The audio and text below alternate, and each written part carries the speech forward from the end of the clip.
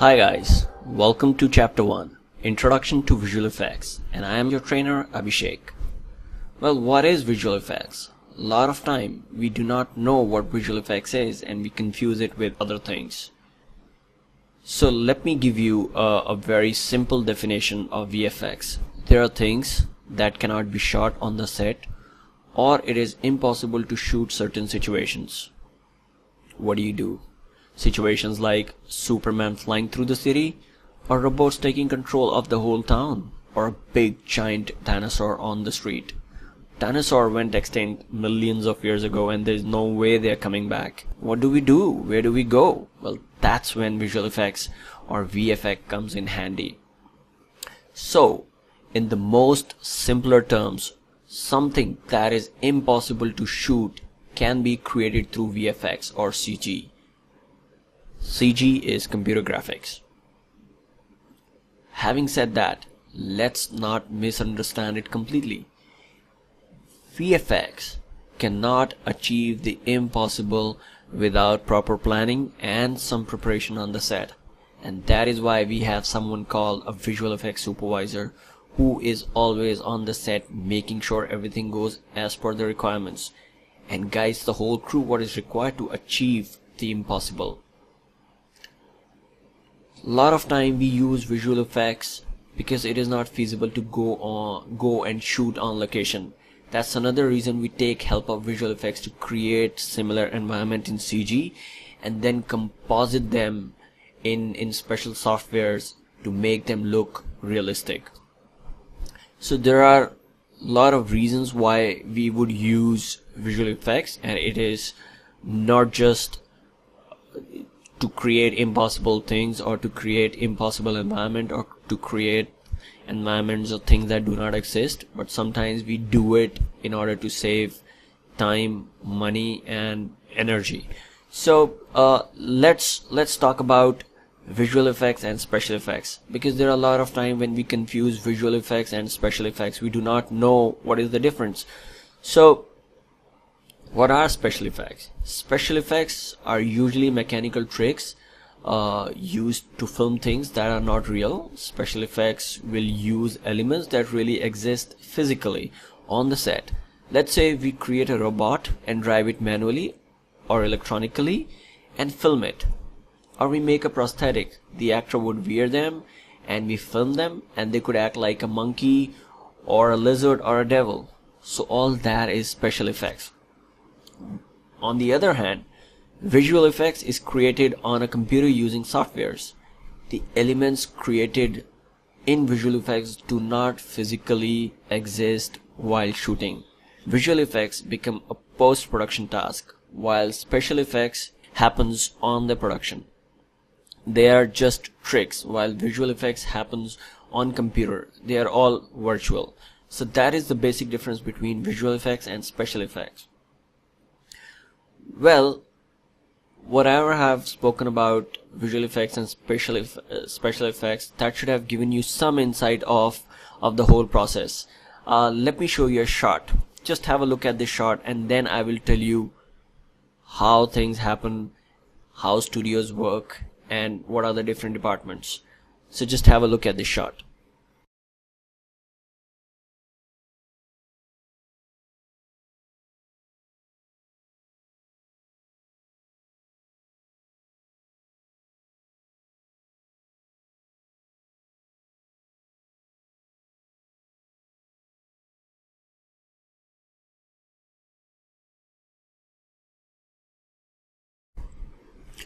Alright, now that you've had a look at the shot, so let's try and understand how visual effects work. There are certain departments in VFX Studio, and those departments are Match Move department, Rotopaint department, Animation department, Modeling department, Lighting, Texturing, Rendering department, Matte Painting, Effects, and Compositing department. So these are different departments that exist in a Visual Effects Studio. So now looking at this shot, since I worked on this shot, I can tell you how many departments it went through. So it started with match move. So there was, because there's a camera move, we did a match move on this shot. Then we also did a little roto paint, and then animation went into it, and then there was modeling all the dresses. There were lighting, texturing, and we had to do end cloth, and then there was compositing on the shot. So now looking at this shot, you will realize how this simple shot went through all these departments. Sounds complex? It is not as complex as it sounds. Let me just break it down for you. So what are these departments? What is match move? What is roto paint or animation, on modeling, lighting, texturing? Let me explain you in a very simple term. Match move. The aim is to replicate the camera move so that we can place CG objects in virtual environment. Well, we will explain this in details as we go further into match move module. For now, match move means replicating a camera move in CG environment. So what is roto paint? Roto paint basically is tracing over a footage so that it may be composited over another background. Now look at the image. Let's say we need to place something behind this lady, so we will just trace her and then we can easily place stuff behind her. So roto actually means separating elements. Paint. Sometimes there are little thing that needs to be painted out. There are times when we have when the actor is tied up to the rope, and sometimes a lot of things are seen on the set which were not supposed to be on the shot, so they need to be painted out. So they actually paint things and make it look like the actual plate. Animation. We all know animation is moving things in CG space. That is animation. Modeling. We had a look at this shot. All the dresses that that keeps changing are actually modeled in 3D.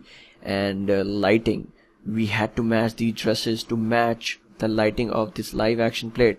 So we had to light the dresses so that they match the actual environment, and then we had to texture these dresses because when you do anything in 3D, they are usually in gray, so that they look real, we had to model them, or we had to texture them, and then we had to use certain effects. If you see, there is this nice wipe of clouds that goes around this girl, so, and the dress keeps changing, so that was the little effects that we used there.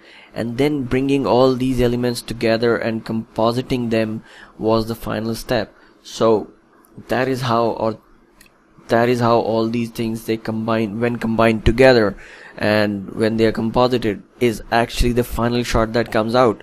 So that is how a visual effects studio works. Anyway, so these are the various departments in VFX studio. There are other departments like production department, IT department, but they do not do the actual production. They are into the administrative side of things. So you will understand them as we go further into our course. So typically production department along with supervisor decide what needs to be done on a particular shot. Based on the requirement, they decide what all departments will be involved or are required to finish a particular shot.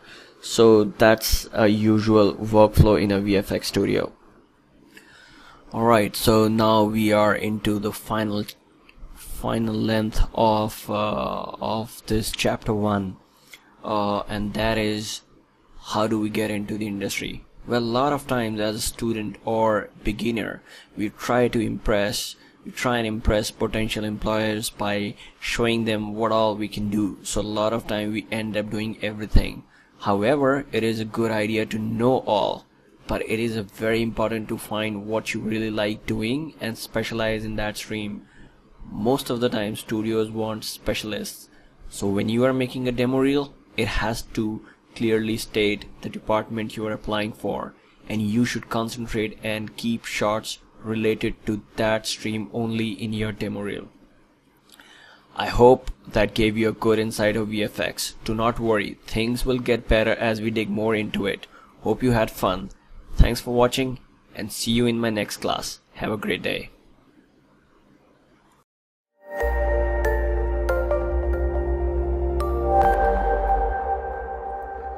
Hello and welcome to Chapter 3, Introduction to Animation. I'm your trainer Abhishek. This is going to be a two-part chapter. In the first part, we'll be talking about the fundamental principles of animation, and in the second part, we are going to be doing an assignment and seeing or applying these principles in action. So let's start with the first principle, which is timing. So what is timing? Timing is the essence of animation. The speed at which something moves gives the sense of what the object is, its weight, and why it is moving. So let's see this clip. Tom comes, he's standing near the dog. Well, from what we've seen till now, we can tell that Tom is in control. He's very confident. The way he's moving, he's very snappy, he's very fast. Whereas on the other hand, if you look at the dog, he's very dull. He's moving very slow. So with the fact that he's very slow, we can make out that he's sad, and the fact that Tom is very snappy, he's moving very fast, we know he's very confident and he's very happy about himself. And so timing plays a very important role. The way he's moving and the way the dog is, he's very slow, so we have actually set the mood for the shot. We know the dog is sad, that Tom is confident, and he's found out something about the dog, and the dog is not happy about something. So we already know something is happening here, and this is all because of the very important principle, which is timing. So let's go further in the scene. He's trying to check if the rope is strong enough, and now he's just measuring the rope, 3 and line, and then he goes behind the line. Now you see how timing can be used effectively to change the mood of the scene. Tom goes and bam. So he's hit the dog with that newspaper, and suddenly the dog is very active and he's very fast, and suddenly he looks very angry. Whereas on the other side, Tom is very calm and composed. He's very slow, and the way he's reacting, you can tell that he knows that the dog cannot reach him, so he's not worried at all. Whereas the dog looks very pissed off, and he really wants to eat him away, but he can't reach him. So that's how timing is effectively used in this piece of animation to emphasize or to set the mood or the tone of animation. So timing is actually one of the most important principles of animation, and it is going to be used, and it comes with experience. The more you animate, the more you will know about timing, and then more you will get better at animation. Alright, so let's check out the next principle, which is exaggeration. So what is exaggeration? Exaggeration is used to accent an action. The key is to take something and make it more extreme in order to give it more life. So let's see what happens here. And Jerry is ringing the bell, and right, let's go further. Bam. You see, that is exaggeration. So what we've seen here is there's no way that dog can reach from that corner of the street and hit Tom from that distance. So what we've done here is we have effectively used exaggeration to emphasize on a fact that Tom is not safe as long as Jerry is ringing the bell, and the dog will come from anywhere to help Jerry. So that is how exaggeration here has been effectively used to accent an action, and it looks very nice here.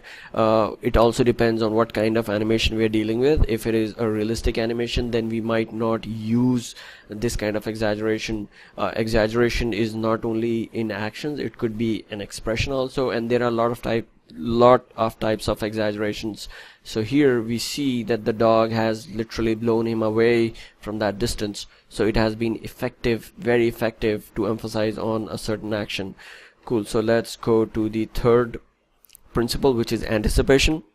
Anticipation is used to lead the viewers, to prepare them for an action. So let's see what is happening here. Alright, so the dog is leashed, and right here. So now if we look at Tom, he's gone to an extreme position. He is bent backwards with a bat in his hand, and now we know that he's gonna hit the dog real hard. So with this pose we can make out, or we are prepared for a big action. So let's see what happens. 1 2 3 4 5, bam. So he's hit the dog really hard. So that action, or that anticipation, actually prepared viewers for this action. So this is how anticipation can be effectively used to prepare the viewer, or to keep them in sync with what is happening on the screen. So that is how, or that is why, anticipation also becomes a very important principle of animation. So that is anticipation for you. Let's go to the next principle, which is stretch and squash.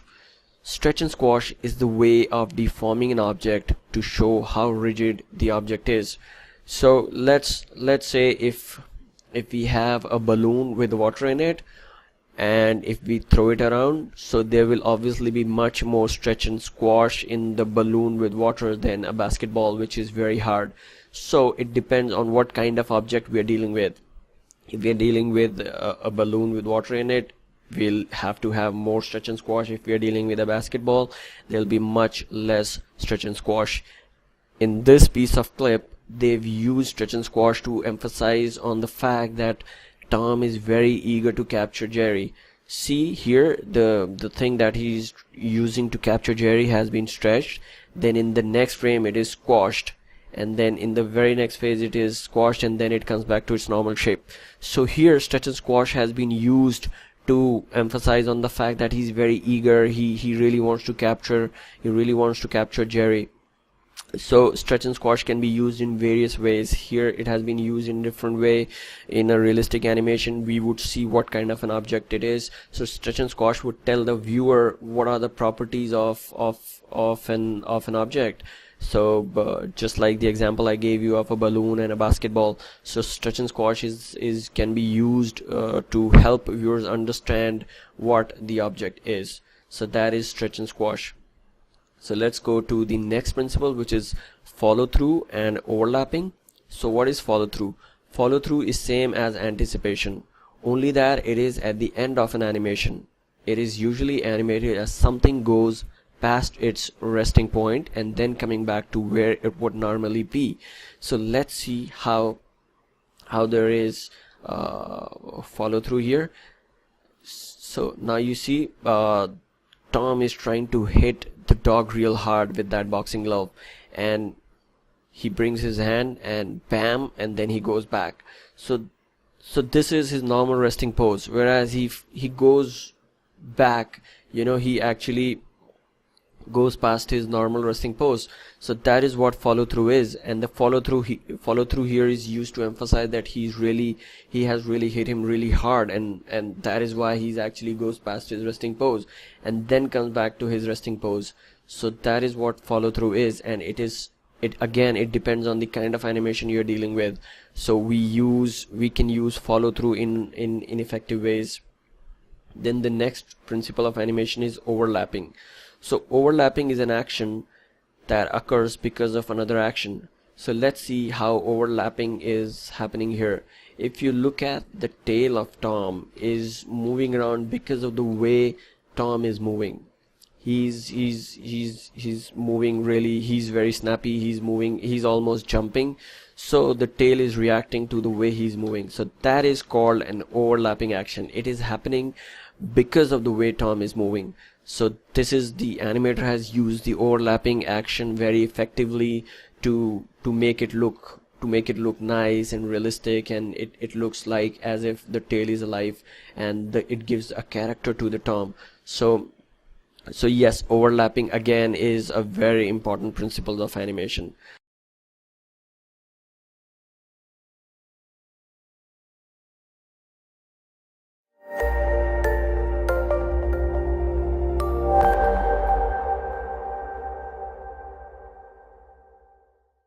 Cool. So let's go to the next principle, which is arcs. So in real world, almost all action moves in arcs. When creating animation, one should try to have motion follow curved path rather than a linear ones.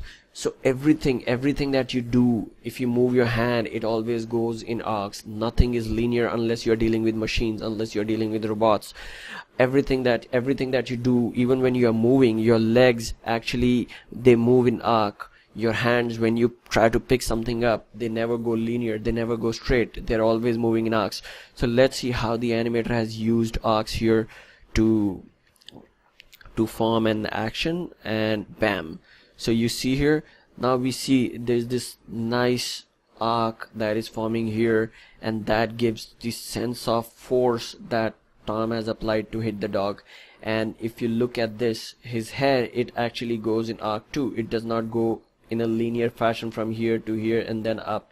It is going in the arc. So 1 2 3 4 5, so it is forming a nice arc, and that gives a nice feel to the whole animation, that gives nice realism to the whole animation. If you remove the arcs from an animation, it will look very mechanical and it look fake. So this is how arcs can be effectively used to bring realism into an animation. Alright, so next we come to secondary actions. Secondary actions should be staged such that it can be noticed but not overpower the main action. Secondary action is something that the character is doing that adds more realism to the animation. So let's say there's this guy sitting and talking on the table, and at the same time he's using, or he's tapping the table with his fingers. So that becomes the secondary action. He's just tapping the table with his fingers, but the main action is what he's talking about, what he's doing, and what the finger is doing is the secondary action. Secondary actions is used to bring realism or to bring natural, it looks very natural, because nobody sits, if you're talking, sometimes you are doing stuff with your hand, sometimes you're moving your leg, so all that happens in the body. That is a very natural way how humans are. So it'll never happen that you're talking and the whole body is dead. So the body keeps moving while you're talking. So that is how secondary actions are very helpful in bringing realism and a natural feel to animation. So in this example, if you actually look at this animation, and if you look at Jerry, look at the way he's moving his tail around. So that actually tells us that this is a secondary action. The tail doesn't need to move because Jerry is not moving around, but the tail is still moving, probably because they wanted to show the fact that Jerry is really happy. So they've used it very effectively here, and it does not overpower the main action, but it still shows that the mouse is real and he's alive. So that is how secondary actions can be used to bring realism to the animation. Let's go to the next principle of animation, which is ease in and ease out. It is also very important principles of animation. Always remember, nothing in this world comes to a stop suddenly. It does not just stop, or it does not just start. So ease in and ease out has to do with gradually causing an object to accelerate or to come to rest from a pose. So I really wanted to show it through a roller coaster, because that is the best example to demonstrate this principle of ease in and ease out. If you look at this roller coaster, you see how it stops: fast, slow, fast, fast, slow, fast. So you see how it gets slow here, and then again fast, then slows down, and then fast. So this is how everything, or this is how you can bring realism to your animation. This is, you do ease in and ease out. You have to adjust your curves while you're working in a 3D package. You adjust your curves to bring this kind of ease in and ease out, or to put ease in and ease out into your animation. So nothing comes to a sudden stop, or nothing stops suddenly. So to get that, you have to apply this principle of ease in and ease out, and the animation looks really good and it looks more realistic. So that is what ease in and ease out is. So yeah, let's go to the next animation, which is next principle, which is personality. So what is personality? personality determines the success of an animation. The idea is that the animated creature really becomes alive and enters the true character of the role. It also means bringing together other principles to make the character look what it is. So if you look at Jerry here, you can tell from this piece about his personality. He's right now very much in control, very cool, very calm, even in the presence of Tom. He's not really scared, and that tells something about his personality. And if you look at Tom, you know, the way he's reacting, the way he's trying to grab and then he gets scared, it also tells stuff. Now he has a sneaky smile on his face, so that tells about his personality. So the animator has used, the moment he reaches out for the bell, he suddenly has this sneaky smile and he's smiling at Jerry. So animator has effectively portrayed the personality of both the characters, and we exactly know what they are going through, and what kind of characters they are. So that is what personality is, and you know, it defines the character, and it really gives viewers the idea of what they're looking at. So that is what personality is. Then there's something called appeal. Appeal is something that viewers like to see. It can be gained by correctly utilizing other principles of animation.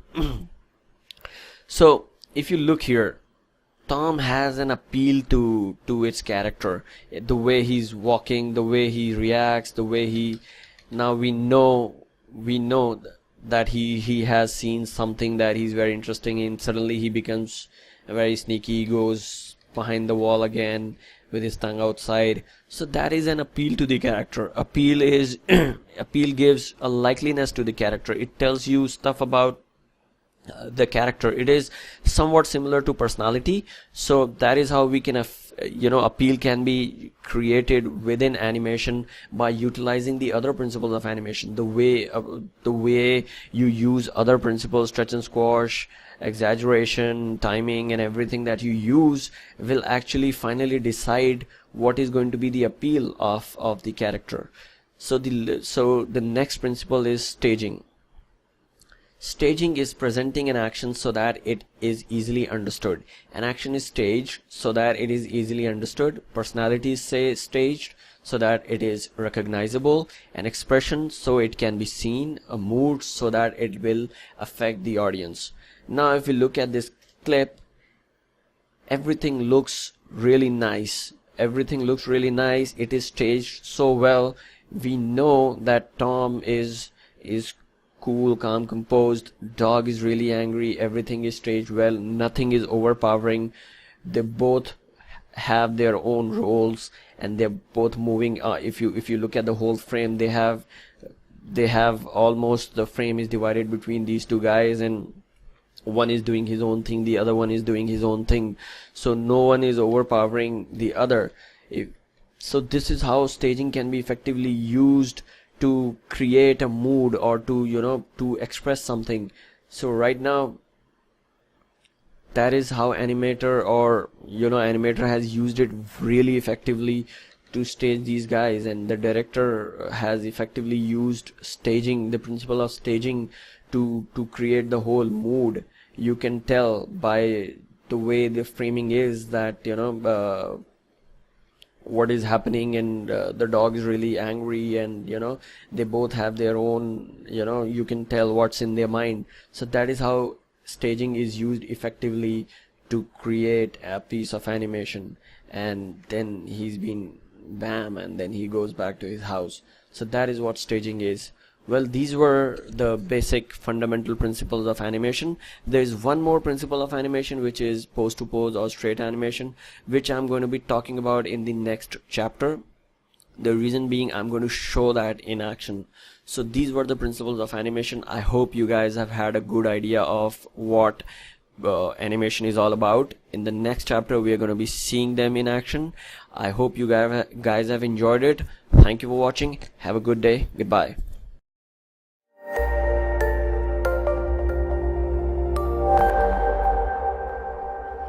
Hello and welcome to chapter 2, Introduction to Maya.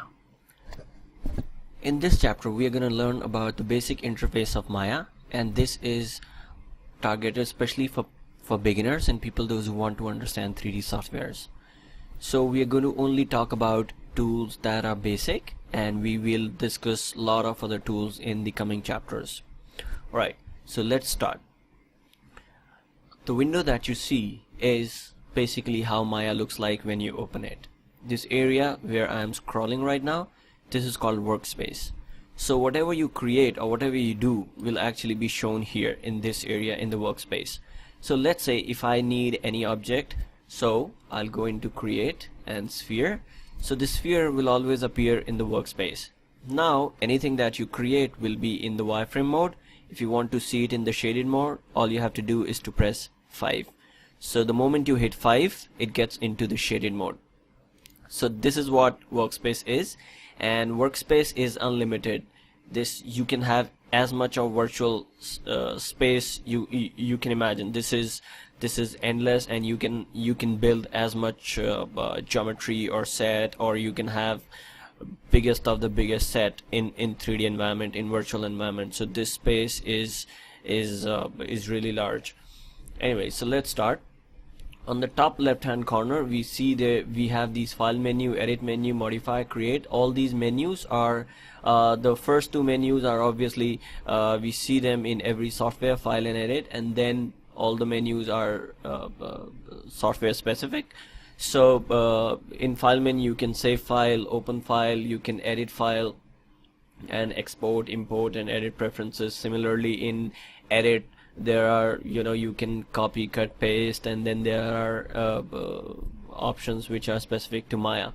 So we will talk about these once we come back. And we will talk about these menus later in the chapter.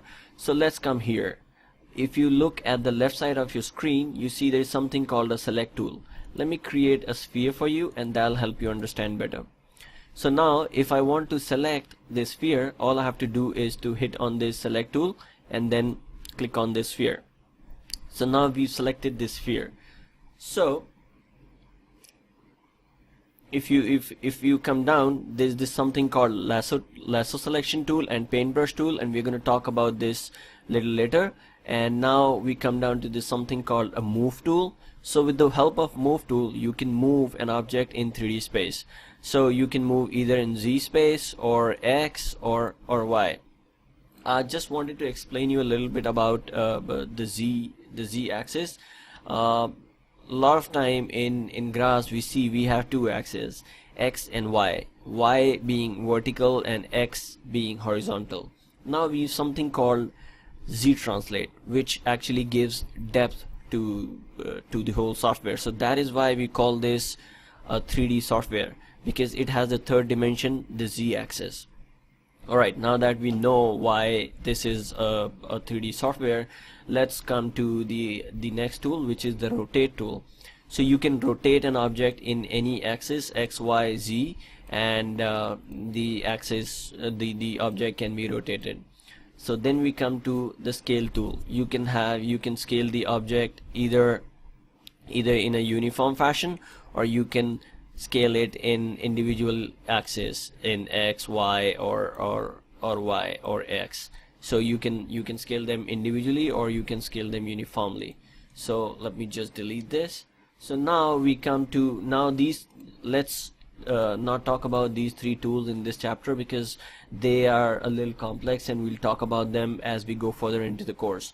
Now we come down to these windows. This is called a perspective view. Perspective view is the view where you see objects in perspective. You can rotate, you can zoom in, you can zoom out, you can pull in and pull out. So that's the reason why we use perspective view, so that we can see an object from all corners. So then we have another view which is called the four pane view. So in this view we see objects from top view, front view, side view and perspective view. Let me create a polygon, a sphere. So now that we have a sphere here, we can see there are times when looking at an object in one single view can be deceptive, so we need to see in all four views in order to make sure that it is in the right 3D space. So that is why we have this view. So the next view is the perspective view with an outliner view. Outliner probably is the most important window in Maya. So why? I'll just let you know. Outliner contains all the objects that are present in a scene, hidden or unhidden, active or deactive. They will all be shown in an outliner. Let me just show you with an example. Let's say we hide this. So in order to hide an object, all you have to do is to Control H, so the object will be hidden. Although you cannot see the sphere in this scene, however, if you look for objects in outliner, you will see that we see a sphere here, and because this is deactivated, so we know that this is hidden. So in order to unhide it, all you have to do is to press Shift and H. So now we see the sphere here. So this is why outliner is very important, because it shows you everything, and you are going to use this window more often than anything else in Maya. Now in order to have an outliner window, you can also go into Windows and Outliner. This is where outliner resides, and yeah, so now because this is unhidden, or you can actually see this, that's why this shows as active. Alright, so we'll talk about these icons later. Let's come down to timeline.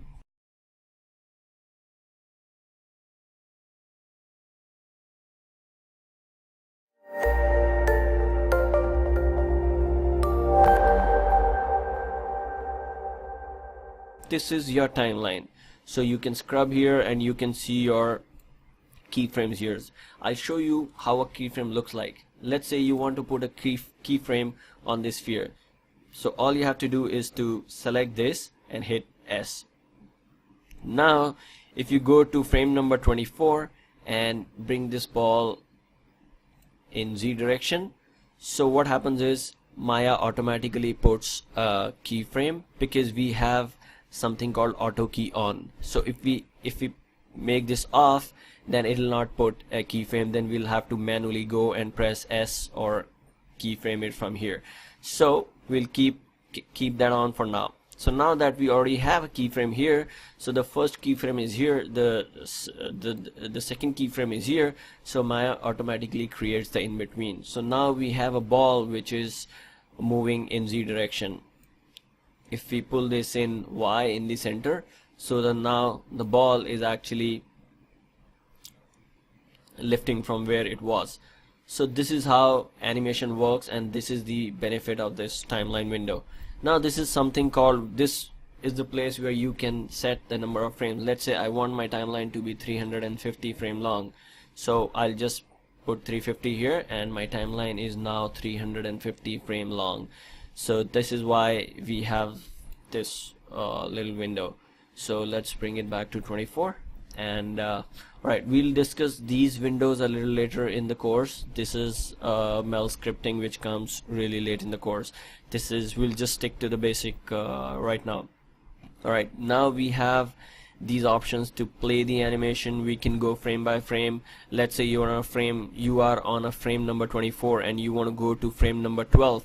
So all you have to do is to hit this button, and it takes you to frame number 24, because it is taking you from key to key. Similarly, you can play backward, play frame by frame backward, play frame by frame forward. You can play forward, play backward. You can jump keys, and you can do all sort of things from here. Now we come to another important area of Maya. Sorry. This is called the layer options. Now layers is a very important window, because this is where you can organize your scene in Maya. So let's say we've got 3 spheres in here. So we have these 3 spheres, and alright, so now what I can do is I can put this in layer 1, and if I double click and rename it to ball underscore 1 and save it, now I have this ball in layer 1. Now I can use this and put this in another layer, and I can rename this as ball left, VALL, ball left, and save. And similarly I can put this in another layer and rename this as ball underscore right and save. So suddenly my scene looks much more organized. Like if I have to hide ball on the left, all I have to do is to hide this. If I need to hide both the balls on left and right, I can hide, press this button. Or if I have to hide all three balls, then I can press this. So this is one way of using these layers. Then there's something called reference and template. What I can do is if I press T, so this sphere becomes a template. Template means this cannot be modified, nor can it be translated or rotated or scaled by mistake. So, and nothing can be snapped to this object. So this will stay in the scene, but it will more or less be dead. So that is why we sometimes use a template menu, so that we do not accidentally move objects. Or we can make it R, which means referenced. So what happens is you still cannot select this, but you can still snap objects to this sphere. So I can still snap it, but if it is a template, you cannot snap objects. So that is the benefit of, or that is the difference between referencing an object or making it a template. So you can do that to all the layers if you want to, and you can do a lot of things here. Alright, so now that was layers. We'll discuss about render and anim in the coming chapters. Now we come to another important window, which is the channel box. Let's say I bring this, we have animation here. Let me just break connection. Alright, so we come to this very important window. So anything that you create in Maya will always be created at the point of origin. So this is everything that you see here will always be 0. I'll just show you. Let's say I create a polygon cube. So this cube always would come here, and all the translates and all the rotates and the scale would always be 1, translate rotations would always be 0. That means it is right in the center of the screen.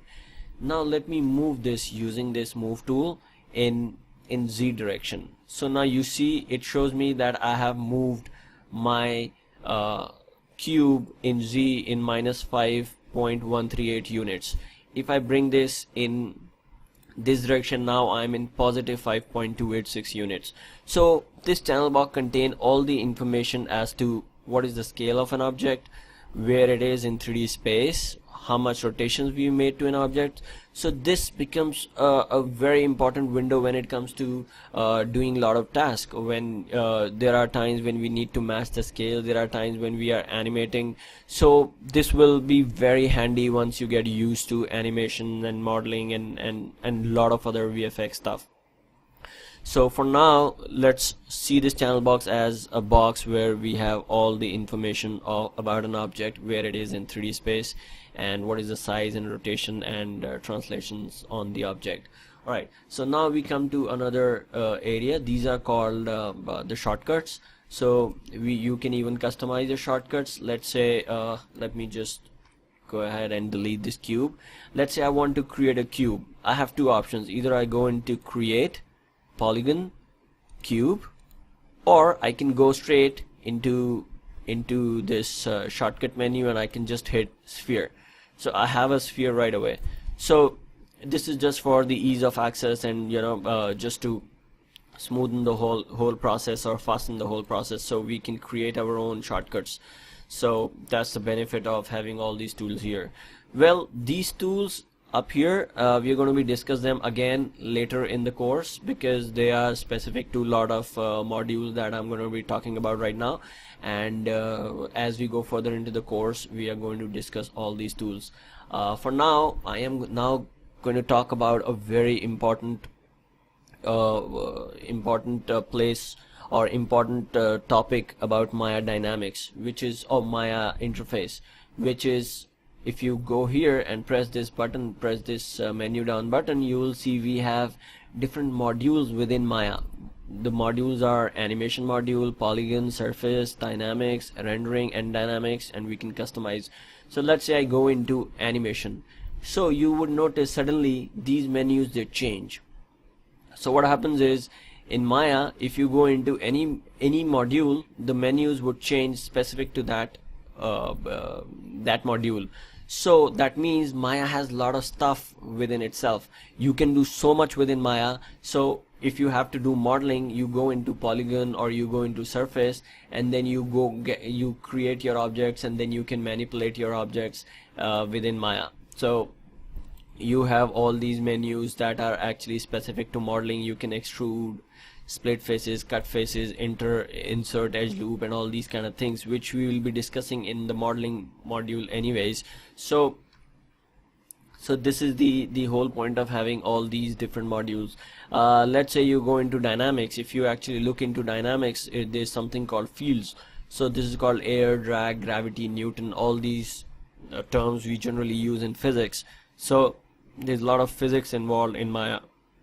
So when you talk about doing effects, you need to know stuff about physics. You need to know basic stuff about all these terms, and that is going to help you great deal when you are creating effects, because Maya works on real life effects.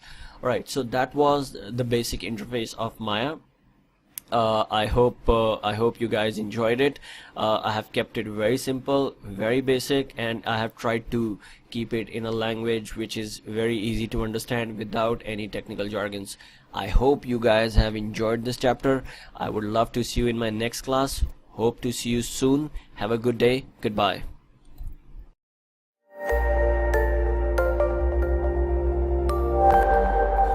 Hello guys, welcome to chapter 3 part 2, and this is your trainer Abhishek Saxena, and in this chapter we're going to be doing an assignment. We're going to be animating this ball that you see.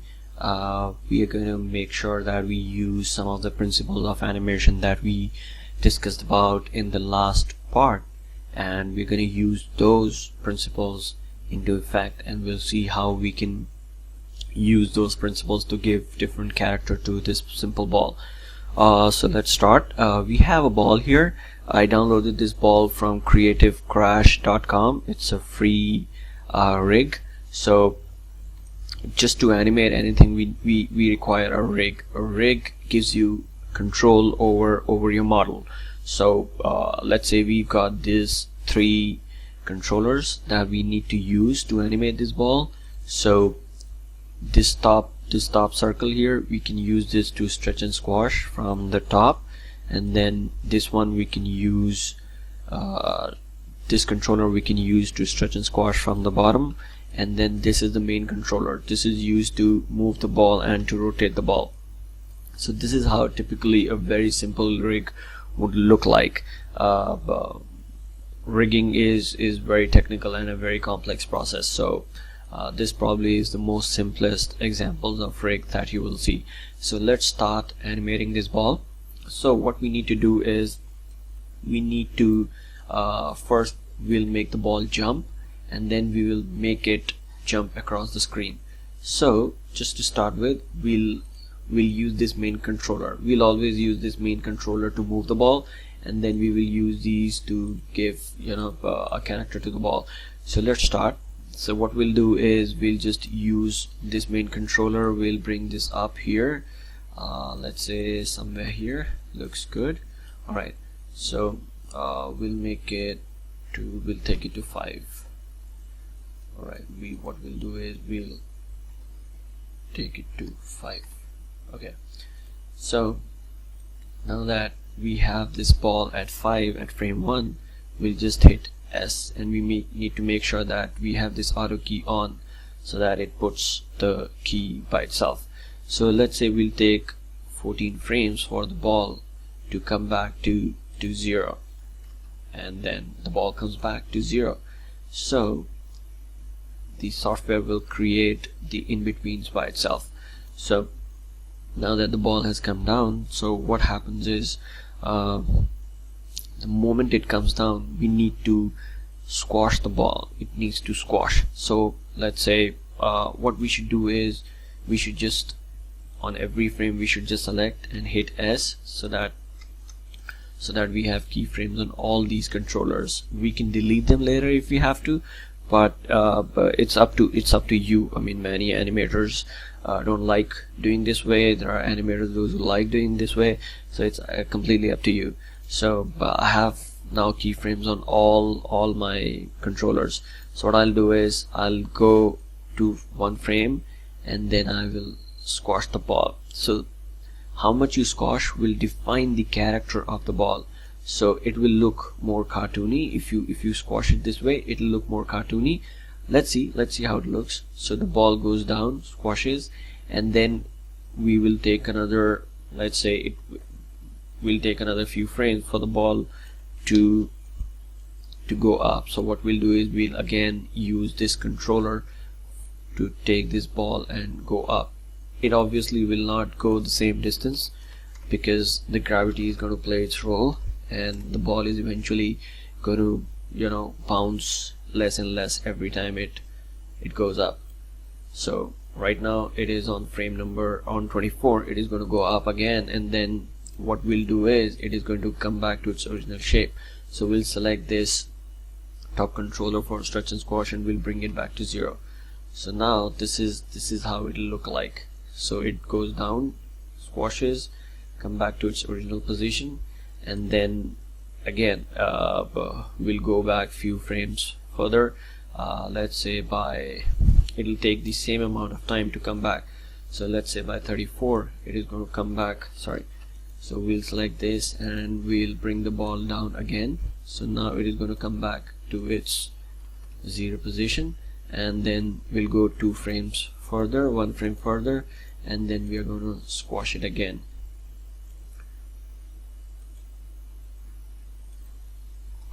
Alright, so I forgot to put a key here. So alright, so now the ball is actually bouncing. Alright, and then we'll go, let's say 5 frames, and then we'll bring this ball again up.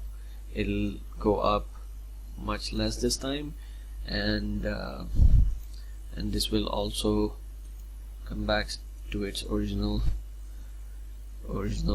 shape. And then what we'll do is the same frame, it is going to come back down again. So we'll use this main controller to bring it down back to 0 again, so that it hits the ground. So now that it is on the ground, now it is going to stay on the ground. So what we'll do is we'll give it very little squash. So now that it has hit the ground, so we'll put a keyframe here, and then in the very next frame we'll give it a very little squash. So that means it is actually settling down, and then let's say by frame 50 it will come back to its original shape. So let's check out the animation. This is the very basic animation right now. So let's just check out the animation. Alright, looks pretty decent for now. So what we're gonna do is we are now gonna check out this animation in what we call a graph editor.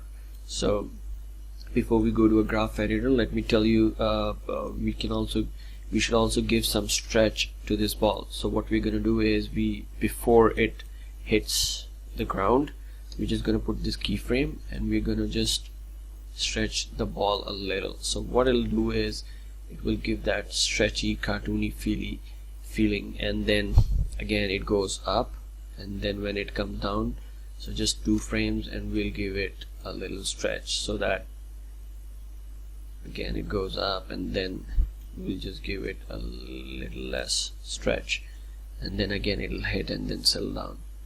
So it'll give a feel of weight to the ball. Yeah, it already looks pretty decent. So what we're gonna do is now we're gonna go into the graph editor and see how our graph looks.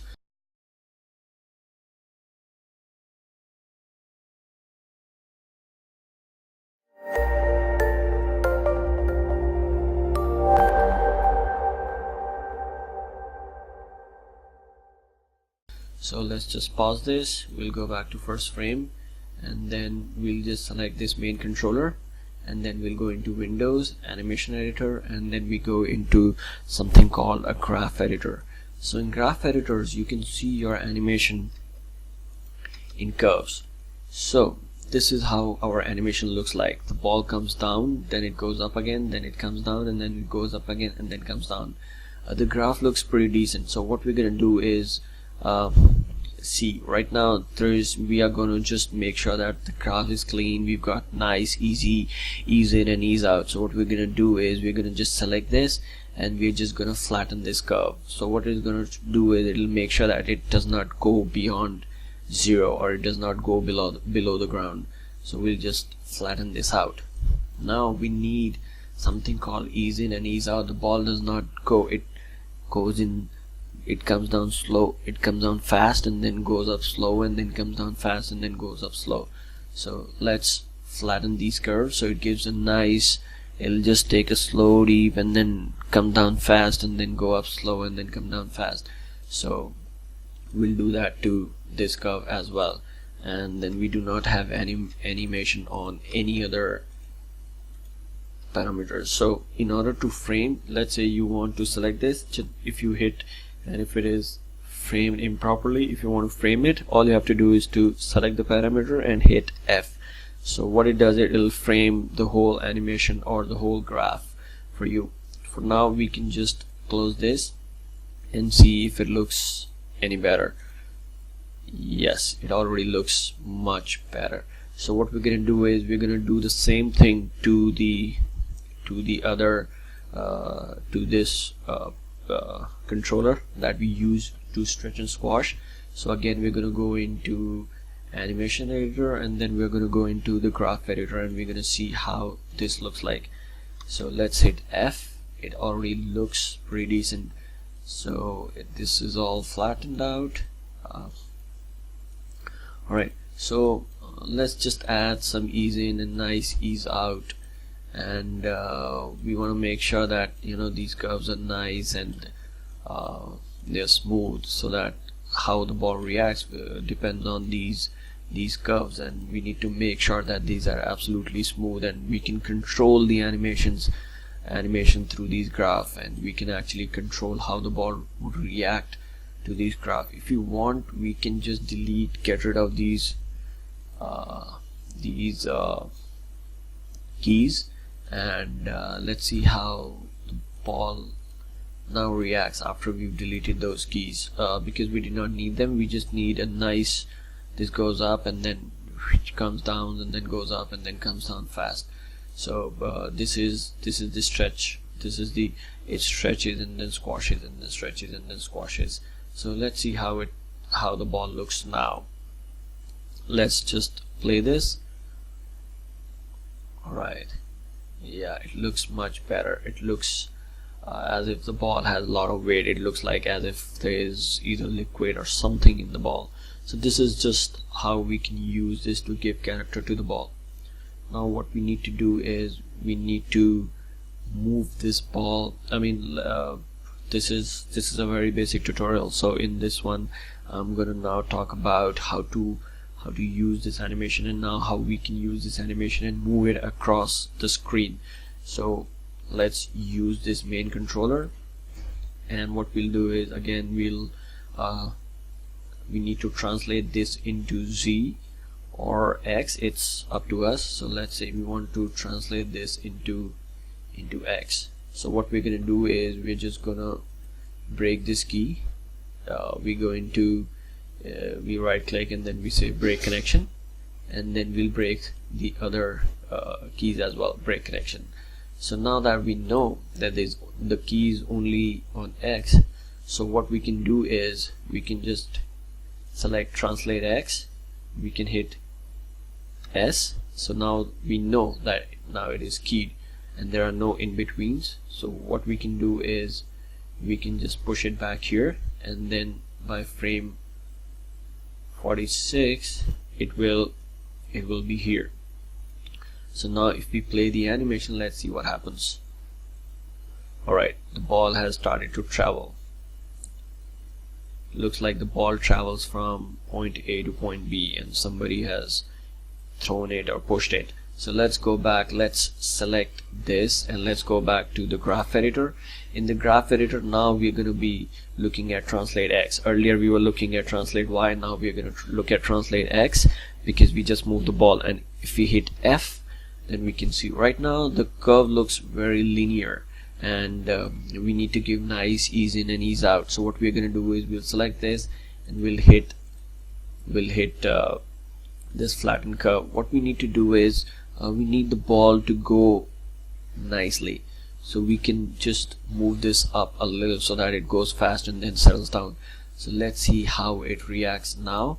We'll go back to frame 1 and we will hide the nerves for some time, and let's see how it plays. We'll just hit the play button. Alright, it already looks pretty decent. It looks pretty good. It looks pretty good.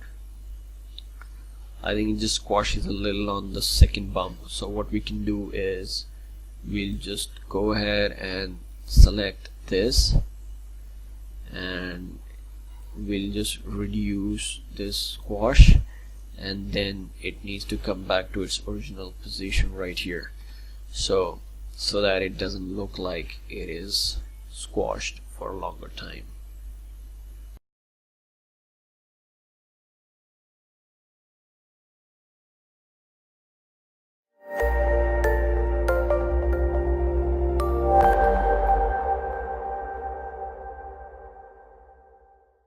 Alright, so it is squashed, and then it needs to come back to its original position right after it leaves the ground, so that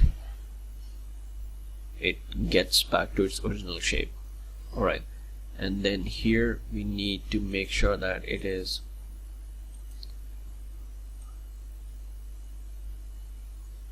okay, and yeah, it looks pretty decent. Let's just hit the play button and see. Let's just hide the nerve curves again, and then let's see how it looks. Alright,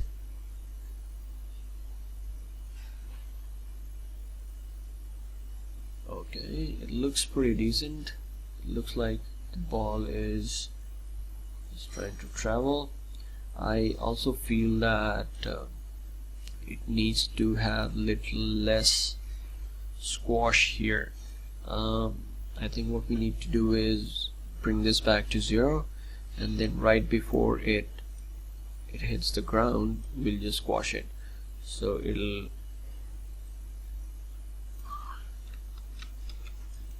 will squash and then stretch.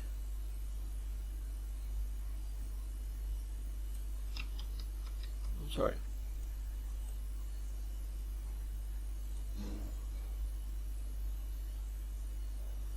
Okay, so what needs to happen is, while it is here, it needs to come back to its original shape, and then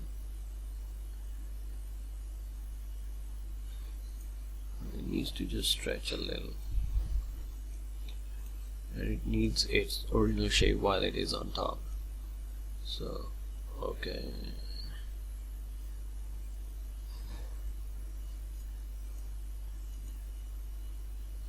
alright, now we'll just go ahead and try and push this further into the x-axis. So what we're gonna do is we're gonna go and we're gonna make sure that it is the last frame, and then we'll go and push it further so that it doesn't look as if.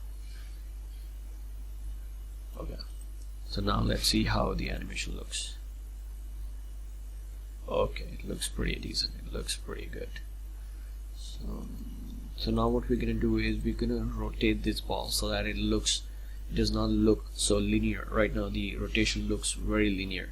So what we're gonna do is we're gonna again go back into graph editor, and then we're gonna rotate the ball in every all x, y, z, x, y, and z, because that's how the ball will react. So we'll just randomly put some rotation here, and then we are going to go back to frame number 46, and then we are going to just keep rotating this so that we have these parameters here. So let's see let's see how it does now. So what we're gonna do is we'll just turn this nerve cuffs off, and then we'll just play the animation. Alright, looks pretty good. 46. What we can do is at frame, go back to this, and what we can do is we can just, you know, push this ball further for frame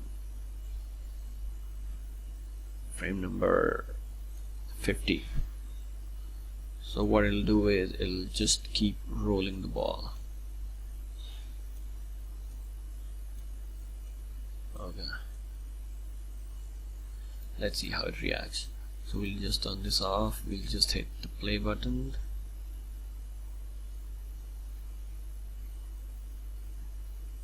Okay, so what we need to do is we need to again turn this on. We'll just select this, and we need to make sure that translate X happens smoothly, because right now it looks like as if it is just it just gets too fast. So we'll just delete this, and then again we'll use this, and we'll give a nice curve to the whole animation. And let's see how the animation looks now. Now the ball is going to roll a little. Alright, it already looks much better. Yeah, so that's how we animate a ball. What we're gonna do is now we're gonna just play blast and see how it looks. Play blast means that we're gonna preview our animation into a player, and it is going to give you a real-time look at your animation. So if you right click on your timeline, hit play blast. If you go into the attributes, right now we're gonna just have a look, just because we are looking at the animation, we're just gonna look at the 50%. We can, if you put 1 here, then you will get real good quality. So let's just look at 1. So what we'll do is we'll hit play blast, and we'll see how it looks. Alright, so right now it is play blasting. Alright, so this is how the animation looks like. Looks like somebody threw the ball, and then it squashes, and then stretches and squashes.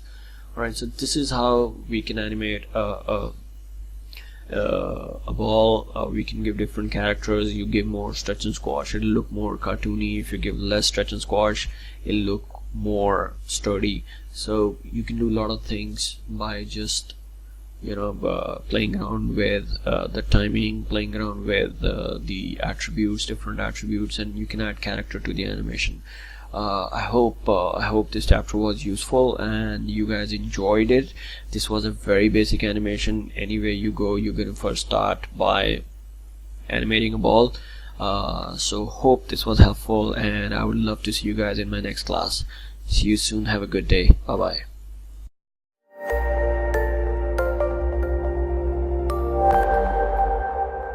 Hello guys, welcome to chapter 4, Introduction to Modeling. This is your trainer Abhishek Saxena, and in this chapter I'm going to tell you about modeling. We're going to be seeing various menus or various options, modeling options, and we're going to be doing polygons today. So from this drop down menu you can actually go into the polygon modules. Alright, so let's start. So what we do is we'll start by creating a sphere. So we can go into create, polygon, and sphere, and then we create a sphere like this. Alright, so what we are going to do is we're going to go into this mesh, and I'm going to tell you each options one by one. I'm not going to take up all the options. This is a very basic course, so I'm going to tell you what is important just to understand the basics of modeling. Alright, so just to understand, I'll just take this out. Alright, so let's just duplicate this. Right now if you look at these two models, they are two different models. So let's select both of them and hit combine. So now they become one. So this is how we combine models. Alright, now separate is exact opposite of combine. So if you hit separate, it is going to separate these models. So that is exactly opposite of combine. So let's just delete this one and bring this model into the center. Alright, now because we combine the model, the pivot point actually got shifted. So what we can do to bring this pivot point back into the center is to select this model, go into modify and select center pivot. So now that we have this model, it is going to go into the center of the model. So that's how you change the pivot, or you can bring the pivot exactly into the center of the model. Alright, so now we're going to go ahead and see what extract is. So let's say we select a face and then hit extract. So now these two faces are actually extracted from the model. So you can actually see, you can actually move them out if you have to. So they are no more a part of the same geometry, they are a different geometry. So that's how you can actually extract model or extract faces. And I'll just hit Control Z. Alright, so we're back into the object mode. Alright, so now this is something called smooth. Smooth gives more divisions to the geometry and makes it look even smoother. So if we hit smooth, it is actually given more smoothness and it looks much more cleaner. We're not gonna do this, we're not gonna do this. No, reduce. So what reduce is gonna do is it is gonna reduce the geometry by 50%. So what it did was it almost was opposite of smooth, so it reduced the geometry by 50%. So let's just go back, and if we hit reduce here by 50%, reduce, so it has reduced the geometry by 50%, and that's how it looks. So we'll just go back to our original geometry and then cleanup. Cleanup is basically if you have 5-sided faces, then you can use cleanup to quadrangulate those faces. It'll do its best to clean the mesh and quadrangulate or create 4-sided faces. So that's how we use, that's where we use cleanup. Now let's select this and hit triangulate. So it is going to triangulate all the faces, so you will have 3-sided faces. Quadrangulate is exactly opposite of triangulate. So if you select this model and hit quadrangulate, it is going to give you a 4-sided face. So that's the whole point of having a quadrangulate. Now fill hole. Fill hole is basically, let's just select 2 of these faces and just we'll just delete these. And now if I select all these faces, all these edges, and say fill hole, so it is going to fill this hole for me, although we will have to go ahead and make this edge manually so that we can move these edges independently. So that's what the fill hole is. Then we go ahead and see what create polygon tool is. So if you hit create polygon tool, you can actually create a polygon. So that's how we create polygons. We can use this to create sometimes we can, to create a landmass, we can create various geometries through this create polygon tool. Sculpt geometry is you can actually what you have to do is you have to first select, then hit sculpt geometry, and then you can sculpt a geometry. If you want to reduce the brush size, all you have to do is to hit B and then middle mouse click and drag, and then you can reduce the brush size. So this is how you can actually sculpt your geometry, and you can do a lot of stuff with this tool. And let's just go ahead and delete everything and create a new sphere. Okay, alright, so now that we have a new sphere, what I'm going to do is I'm going to delete it right from the center, and I have deleted this. Now we have this. Now let's go ahead and check mirror geometry. So what it does is it will create a mirror geometry for this sphere. So yeah, so now that we have this geometry, this has been mirrored. So a lot of time we create a model and we create the half of it and then we mirror it to get the exact same size. A lot of time we model cars, we make half of the car, and then we'll mirror the geometry so that we get exactly the same on the other side. So that is how you can use this tool. Alright, so now we know what's in the mesh. We'll just go ahead and quickly look at what's in edit mesh. So let's just delete this and we'll create a new sphere. Alright, so let's have a look at the edit mesh tool. So key faces together. Alright, so let's just say we select these 4 faces. Let me just select, okay, let's just select these 4 faces, and what I'm going to do is I'm going to extrude these faces. So right now these faces are going together, or if I scale these, they're sticking together. So let's say if I go ahead and turn this off, and if I hit G to extrude again, alright, so if I hit extrude, and if I see, then the faces are no more together. So that's how you can use this this tool, key faces together. So that's the utility of that. Alright, so now that you've already seen what extrude is, what it does is, if you have this face, you can literally extrude it out of the sphere, and you can scale it as well. So that's the whole point of having an extrude tool. So that's what extrude is.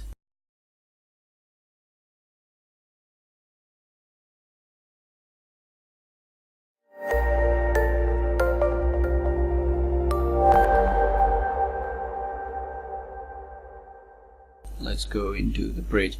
Alright, so let's just go back into the object mode, delete this. What I'm gonna do is I'm gonna create 2 spheres here. Alright, okay, what I'm gonna do is I'm just gonna duplicate this. I'll hit Control D, and I've duplicated this. So what I'm gonna do is I'm gonna combine these two. So now we have these 2 geometries combined. What I'm gonna do is I'm just gonna select faces, and I'm gonna just delete these, and I'm gonna select faces, 3 faces here, and I'm just gonna delete these. And then what I'll do is I'll just go into the edge mode, and I'm going to select all these faces.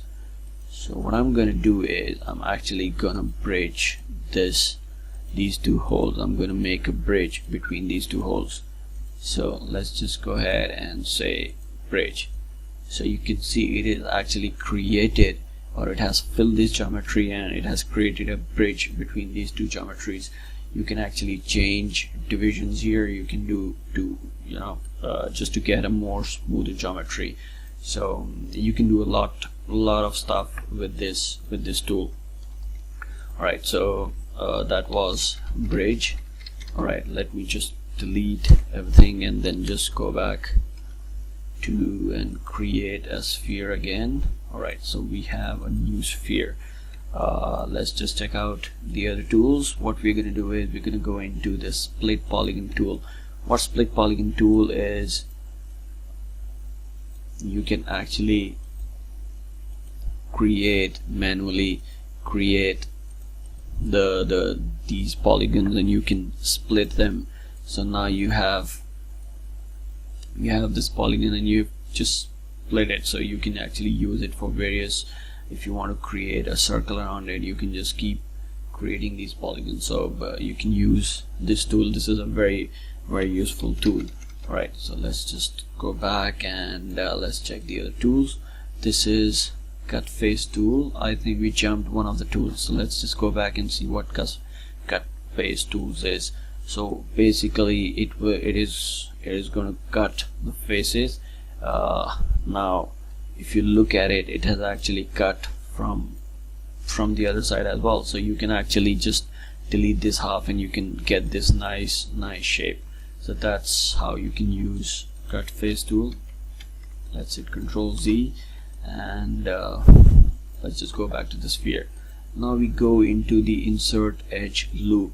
It is pretty easy. So you can actually insert edge loops. This is a very handy tool when you are actually working on the fine details of the model. You want to make sure that the edge is soft. If you want to make an edge softer, or if you want to make the edge really harsh or hard, this is a very useful tool, and we often use this when we are actually into the final stages of the model. Right, so now that we know about this tool, what we're gonna do is we're gonna see what the next tool is. So this is offset, so this will give you edge on both the side.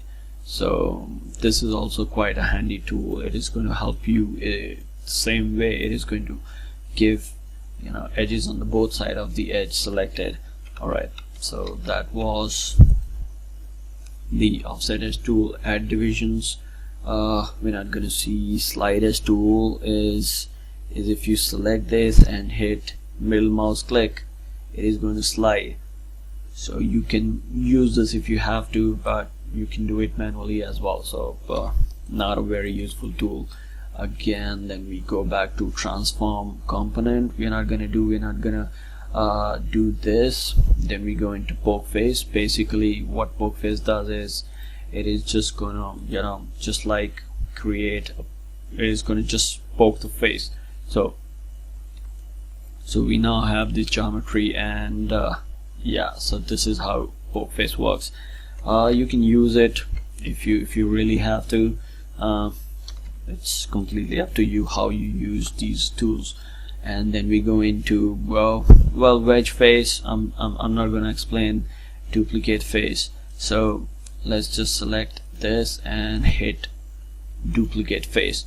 So now we have a duplicate face. You can use this in in various manners, in rigging, for rigging, etc. It is very useful. So yeah, that's how you can duplicate faces. Alright, so let's just go back and see what is the next. Duplicate face, detach this one is detach component. I'll just bring this here. Alright, so let's just go here, and I'm going to select these vertices. So these vertices are a combination of 4 different components that comes from all these 4 faces. So if I hit detach component, what I'm going to do is I can just detach all these 4 different components. So you can see how detach components has actually detached one single vertices into 4 different components. Now what we can do is we can just go ahead and hit merge. So it is going to merge these 2 vertices. Select these 2, hit merge, and let's say we want to bring them into the center. Select this one and hit merge to center. So this is how you can merge them back. Alright, so the next tool is collapse. Alright, so what you do is we are going to just select few of the faces that we want to collapse, and what it's going to do is I don't use this tool much, but I'm just still going to show you. So that's collapse. So it just collapsed the geometry. So that's how you use collapse. Alright, and next is merge edge tool. This one is, I'm not going to talk about this. I'm going to talk about delete edge vertex tool. So let's just select an edge. Okay, if you want to select an edge loop, so you can go here and say select this edge loop tool and select this edge loop. If you hit delete, alright, let me just say, if you hit delete, doesn't seem to work.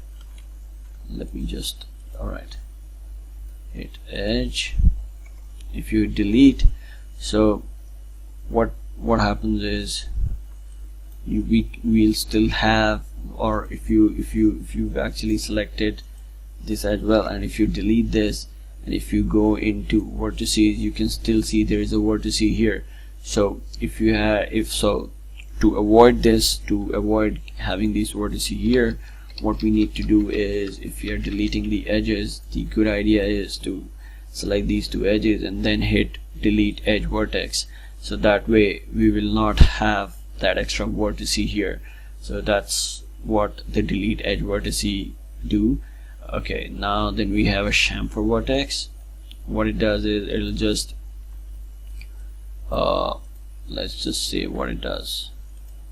It just creates a chamfer around the vertex. So that's what chamfer vertex does.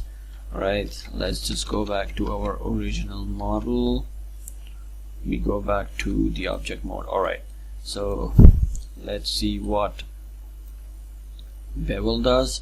We won't be looking at these three tools because I don't think it is a good idea to have them in the basic course. So these are the various tools that we can use while we're trying to model stuff.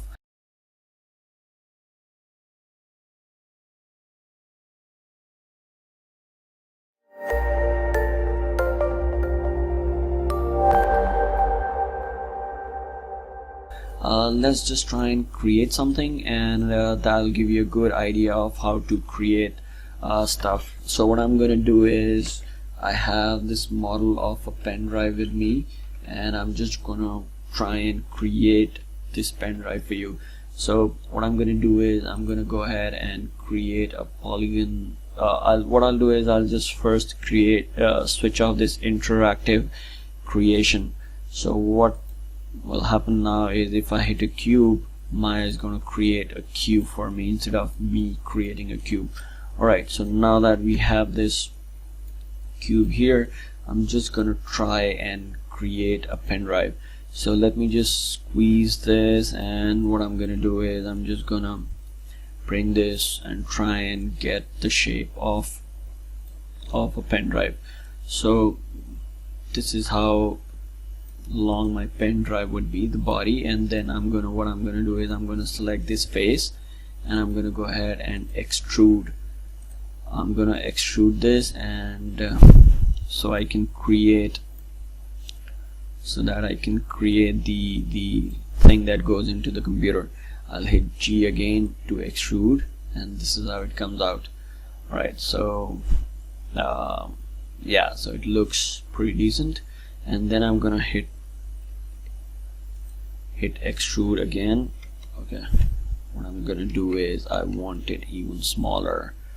This looks a little big to me, so I'll just make it a little smaller. Okay, alright, so this looks pretty good. I'll hit G again, and I'm going to extrude this. So I think this is good enough. So now what I'm gonna do is select this face again, because this is the thing that goes into the computer, so we need to have a hole here. So we're gonna just again gonna reduce the size of this, and then now that we have extruded this, we'll hit extrude again and then just push it back in. So now this gives us a nice smooth thing that can go into the computer. So yeah, so now what we can do is we need to we'll see how we can use our edges to smoothen this out. So now if we just go ahead and if we try and smooth this model, let's see what happens. So this looks like something really went wrong. So what we're gonna do is we're gonna go back and try and see how we can use the insert edge loop tool to kind of get a nice hard edges. So what I'm gonna do is I'm just gonna use this offset edge loop, and I'm just gonna use this alright, let me go back to this mode. Alright, so what I'm gonna do is I'm just gonna go ahead and use insert edge loop, and I'm gonna give a nice edge here, and I'm gonna give another nice edge, hard edge here. So the closer you are to the original edge, the harder it will be. And then I'm gonna create one more edge right here. So now this is gonna be pretty sharp, and even this is very sharp. So I'm gonna just create this here, so that it is sharp enough, and then I'm going to create one here, and then I'm going to create the other one here, just so that the inner edge is also sharp. So I'm going to create a one edge here which is going to be really sharp, and we're going to create a one edge here. So what it is going to do is it'll keep the inside of this thing very sharp. And let's just create one edge right here so that the back of our model is sharp as well. So let's just go ahead and smooth this model to see how all these edges have affected this model. Let's just smooth it. Alright, so it is pretty decent, much better than before. The edges are hard, so I think what we need to do is we need to make sure that the sides are also you know, well edged. So I'm just gonna go ahead and create these hard edges here. This is exactly what I'm gonna do on the other side of this, and yeah, and exactly the same thing on the bottom of the model, so that we get nice sharp edges on both the sides. Alright, so and then we need to create one on this side. Okay, so we have nice hard edges now. Let's just go ahead and see how it looks when we have to smooth the model. Alright, it looks pretty decent. Let me just turn this wireframe on. So it already has started to look like a pen drive. So what we need to do is we need to create a small chip which always stays inside.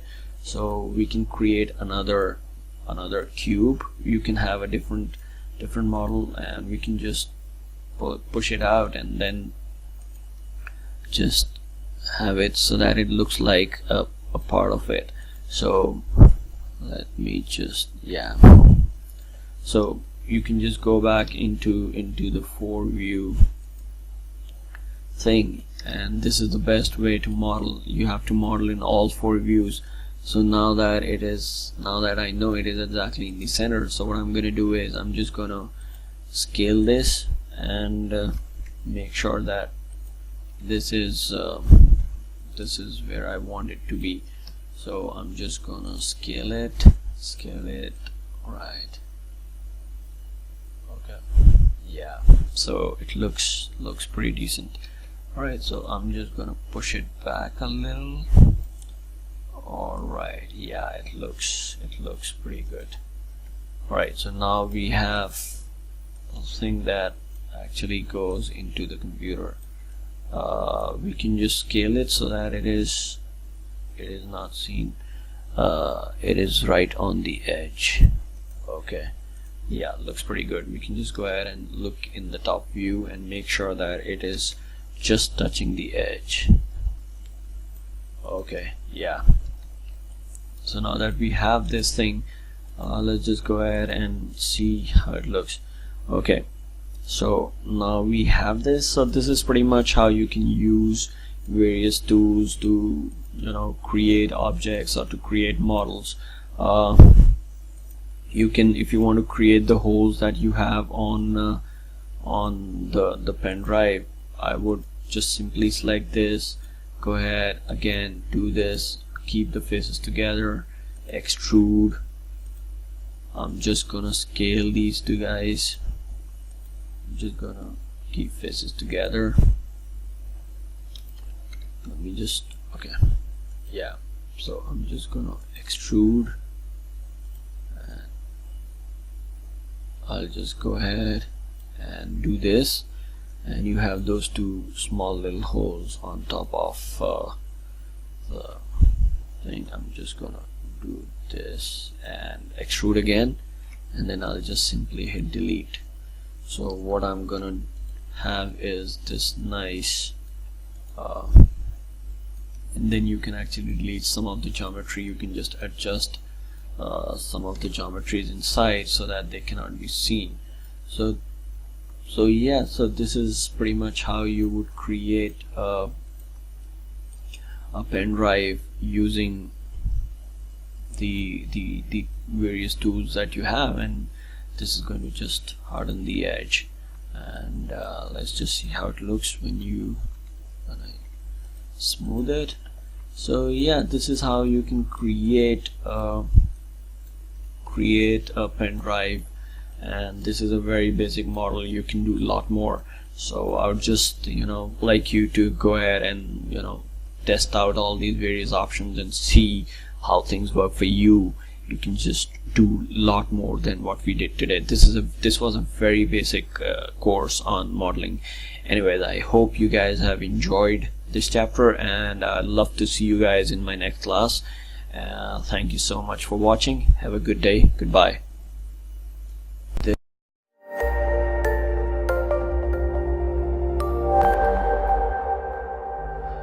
Hello guys, welcome to chapter 5, Introduction to Lighting. This is going to be a very basic introduction to lighting. I'm not going to discuss everything in details, but it'll be good enough to get you started. Anyway, so let's start. So what we're going to do is we're going to discuss all the lights in details that are required, and I'm going to discuss all these lights. There are basically 1, 2, 3, 4, 5, 6 kind of lights in Maya. So the first one that we're going to discuss is the point light. So before we discuss, let me just create a basic geometry so that we can apply the lights on and we can see them in action. So now what we have is we have a sphere sitting right in the center of the plane. So let me just increase the size of the sphere. Okay, alright, so now that we have this sphere sitting right at the center of this plane, what we're gonna do is we're gonna go ahead and create a point light. So anything that you create in Maya will always come in the center of the scene, so you'll have to just move this light and place it wherever you want the light to be. So basically the point light actually emit light uniformly in all directions. Take for example a bulb or a glowing star in the space. So that is what it does. So we generally use it for very small source of lights like a bulb, or like a candle or a star in distant space.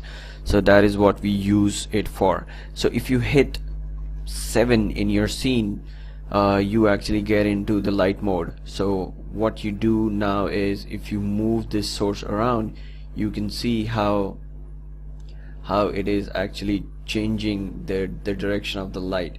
So this is what is called point light. If you look on the right hand side, if you don't see this, hit Control A. If you hit Control A, you actually go into the attribute editor of whatever you selected. So right now I'll select this. If I hit A, I'll go into the attribute editor.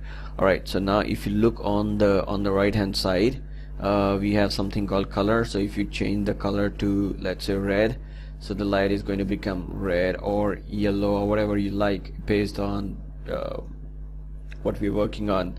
So again, we'll have to select the light. You can change or increase or decrease the intensity. So if you increase the intensity, if you decrease the intensity, you can do that from this one. There's something called light effects that we do not need to know right now, and then we have something called shadows. So if I click on this and if I hit render, you will see now this is actually casting shadows. So let me just go ahead and change some properties in the render setting. What I'm gonna do is I'm gonna pull this up to full HD so that we can see stuff properly. Alright, so now if I go ahead and hit render, it is going to render. You see the shadows are here. Although we can play around with different attributes and increase or decrease the intensity of the shadows. We can have multiple lights in one scene. If you just click on this, hit D, and have the second light placed in the scene, so then you will have 2 lights and both will be casting shadows. So that is point light for you. Alright, so let's just delete these two lights, and okay, let's just delete these two lights and look at the second light, which is the second light that we are going to discuss is the spotlight. Spotlight, as the name suggests, is the light which is mostly used in VFX. So whenever we are working on a scene in production, most of the artists they like spotlight because of the control that we have on spotlight. So spotlight looks, what it does is it gives you the ability to spot, to throw the light on a spot. You can do this exactly same things. You can increase or decrease the intensity from this right side, and then there's something called drop off. So that is going to help you increase or decrease the the drop off of the light. So if right now this is very soft, so let's just select this light again and decrease the drop off. So what it is going to do is it is going to give a very hard edge. So that's why we play around. So we can just play around with the drop off to soften the edges and and make it look better. Alright, so that was spotlight. Again, we have the shadows and a lot of other attributes, but right now we'll just stick to these basics. So the next light that we are going to be discussing is the directional light. So what is directional light? Let me just hit 5 so we go back to the shaded mode. So let's just go ahead and create a directional light. So directional light has nothing to do with its location in the space. If I hit 7, I can move it anywhere in 3D space and it is not going to change the direction. So if you want to change directional light, you'll have to rotate it. So the moment you rotate, it starts. So that's how you control a directional light. It is controlled by rotating it. You can move it anywhere in 3D space and it is not going to change direction. Basically we use a directional light to replicate sun or light coming from a very big source. Usually I usually use it to when there is the set is there is an outside set where there needs to be a sun or a big source of light. I generally use directional light for that. Let me just delete this and hit 5 again to go back to the shaded mode again. So the next light that we're going to use is going to be the area light. So let me just create an area light, and again it is going to come to the origin. Let me just hit 7 again. So basically area light is basically a two-dimensional rectangular light source. We can use area lights to simulate the rectangular reflections of windows on surfaces. You can use it in many ways. It is a little similar to the ambient light, which we're going to be discussing next. So area light is again a good source. You can it's basically your choice. A lot of people like using area lights. Some people like point light, others like spotlight. So there's no hard and fast rule. You can use the light that you're most comfortable with. The idea is to light an object as per client's requirement or as per the shot. So let me just delete this again.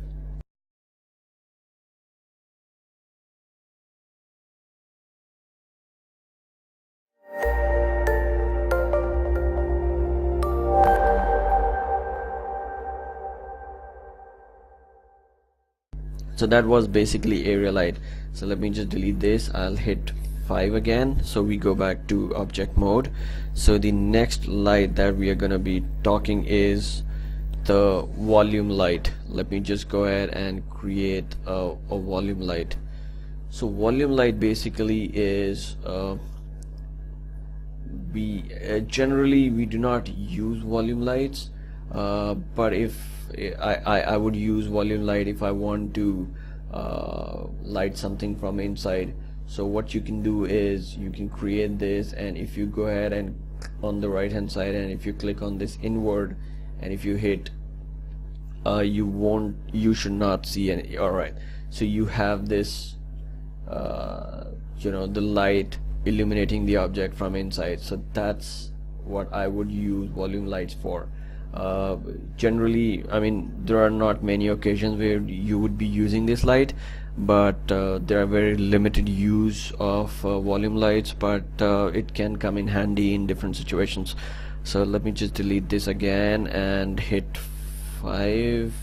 Alright, we are already in the shaded mode. Alright, let's go to the next light, which is the ambient light. So if I click on this ambient light, and if I'll just go ahead and hit 7. So what ambient light does is the ambient light just adds the same color intensity to all sides of an object, and it does not care about its position, or it just not it just adds the same color and intensity to all side of an object. So basically ambient light actually means, we generally in real life, ambient light has color because it actually picks up color from wherever it is reflecting. Ambient light basically means that if I have a light source, and if there is a green board sitting next to an object, so the ambient light would be reflected from that green board onto the object, so the object would look a little green. So that's what the ambient light is, and we can replicate that. We can use this, we can fake it, we can cheat those kind of stuff in Maya through ambient light. So these were the basic 6 kind of lights that I wanted to talk about. So let's just try and light this sphere and see how we can make it look good. So what I'm gonna do now is I am simply gonna help you understand the 3-point lighting system, and it does not matter what kind of light you use. You can use any kind of lights that you're comfortable with, as long as you're getting the desired results. Let me just start by using a spotlight.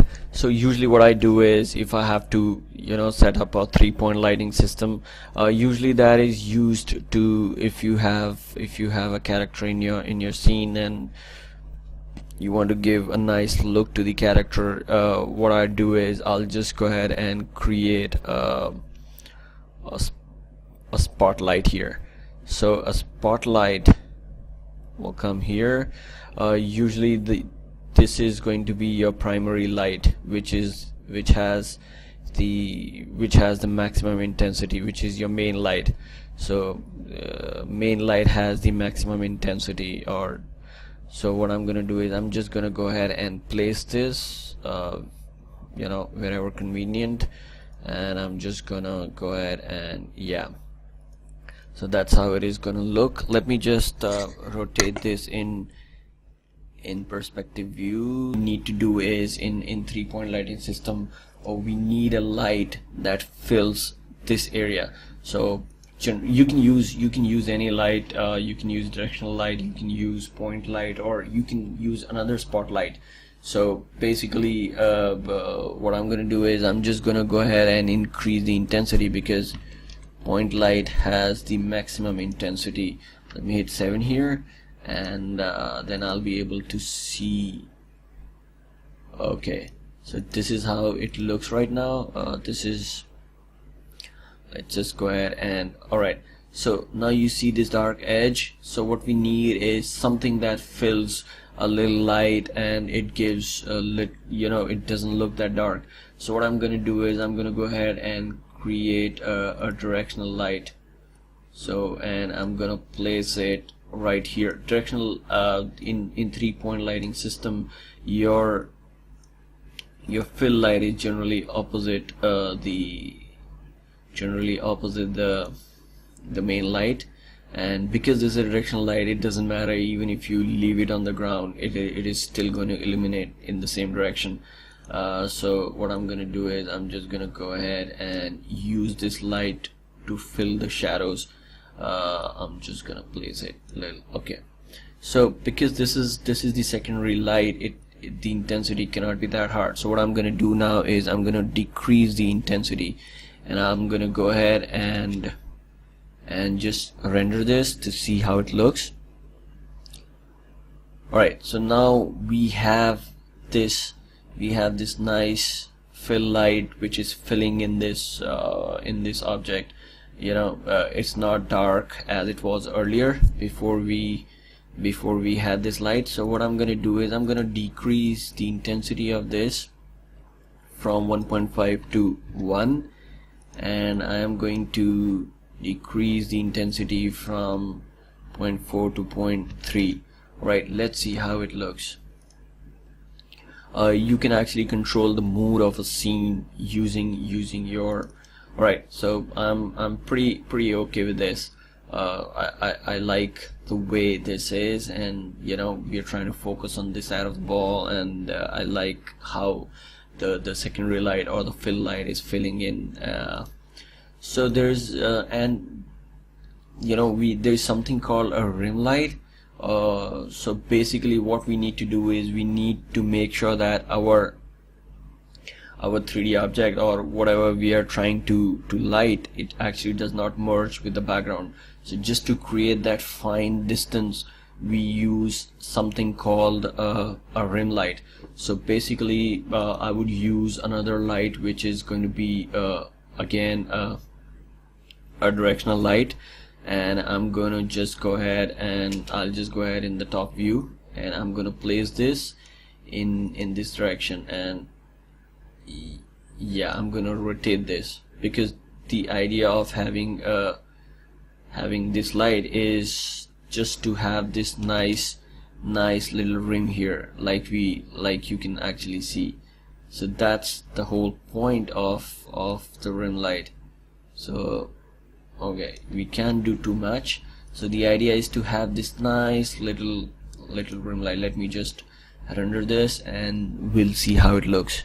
So you see this nice edge that we are getting, that is the whole point of having the right. It just separates the object from the background.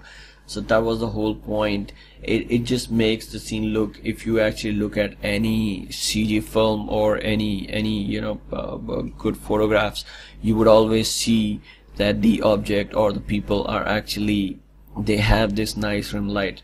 What it does, it'll actually separate the background from the foreground.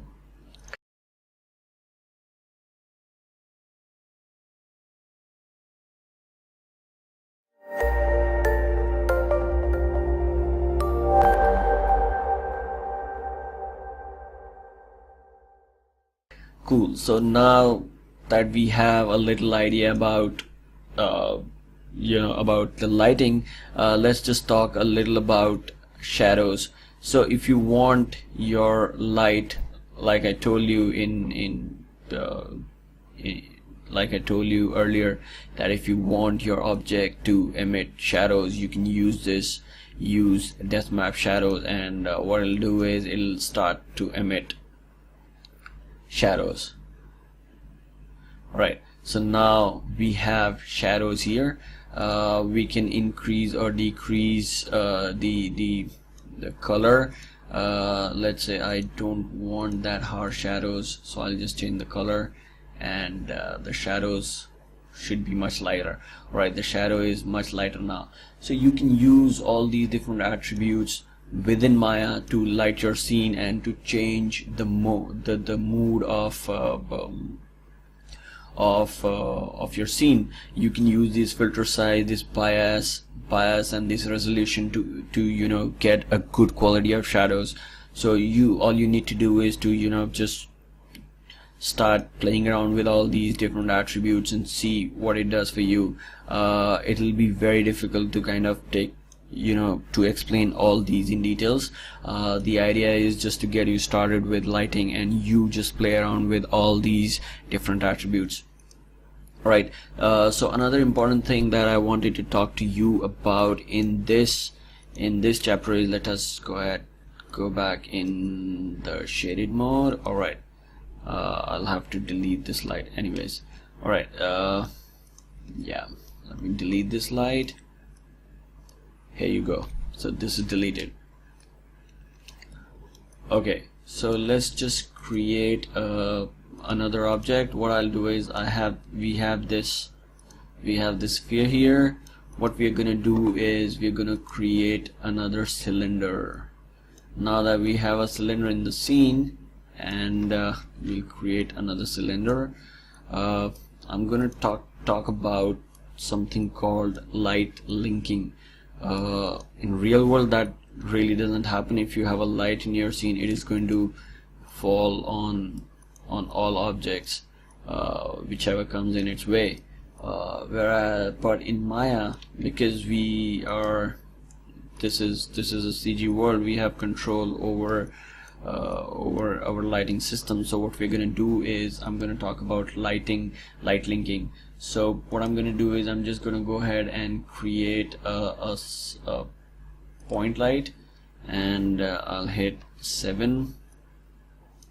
Alright, so we have a point light right here, and we can see it is actually lighting all 3 objects. Let's just go ahead and render this. Alright, so now we see that this light is actually affecting the ground plane, this cylinder, and the sphere. So let's just go ahead and something called relationship editor. We go into light linking, and then we go into light centric. Okay, so if you select this light, this point light, it on the right hand side, it shows all the objects that are linked to this light, or all the object that this light is affecting. Let's say I do not want both the cylinders to get light from this light source, so I'm just going to uncheck them. I'm going to close this, and I'm going to re-render. Alright, so now we are not seeing these 2 lights. Why we are seeing black is because these objects still exist, and they're just, kind of casting shadow on this plane. So now these 2 sources cannot be seen because there is no other light. So let's say if you want these to be seen, if you create another point light, then you will be able to see these objects. Let me just hit. So now you see, because the second light that we created is affecting all other objects, so these 2 are getting double the intensity, while these 2 are only getting affected by the second light. So this is the basics of light. You can just go ahead and try out different things. Let me just go ahead and hit 5. This is pretty much it, and what I'm gonna do is, let me just create another light, point light. Cool, and I'll hit 7. So let me just go here, point light. Okay,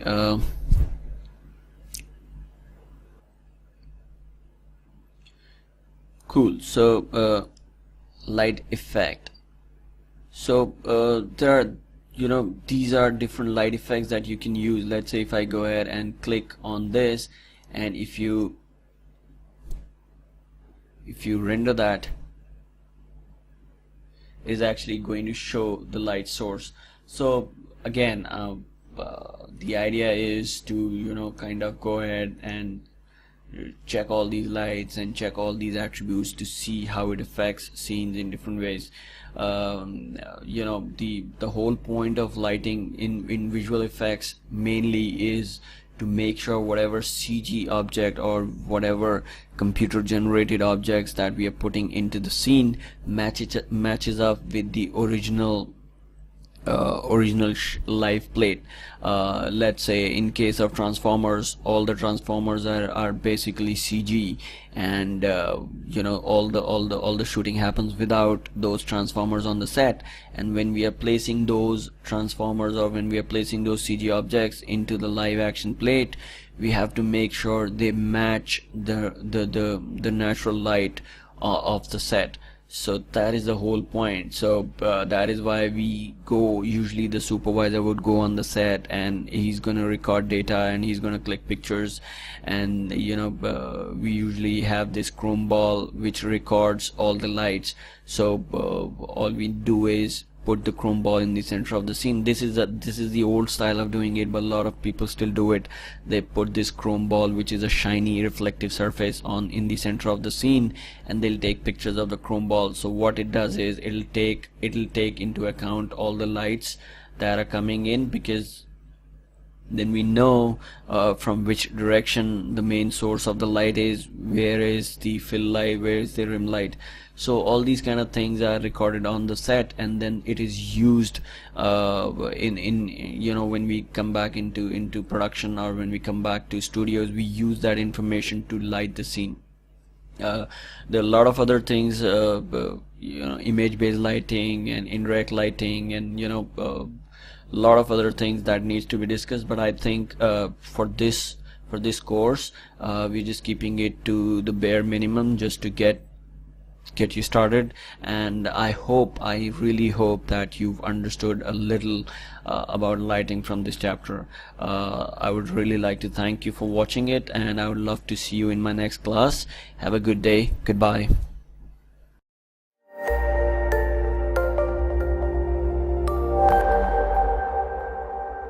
Hello and welcome to chapter 6, and in this chapter we're going to be talking about texturing, rendering, shading, and yeah, so we're going to be talking about all these three things. So what I'm going to show you is I'm going to show you various shaders within Maya. So what we're going to do is we're going to create a plane, and I'll just go ahead and increase the size of it, hit 5, and we go into the shaded mode, and I'm going to create a cube. So let's create a cube here. Alright, so now we have a plane and a cube in the scene.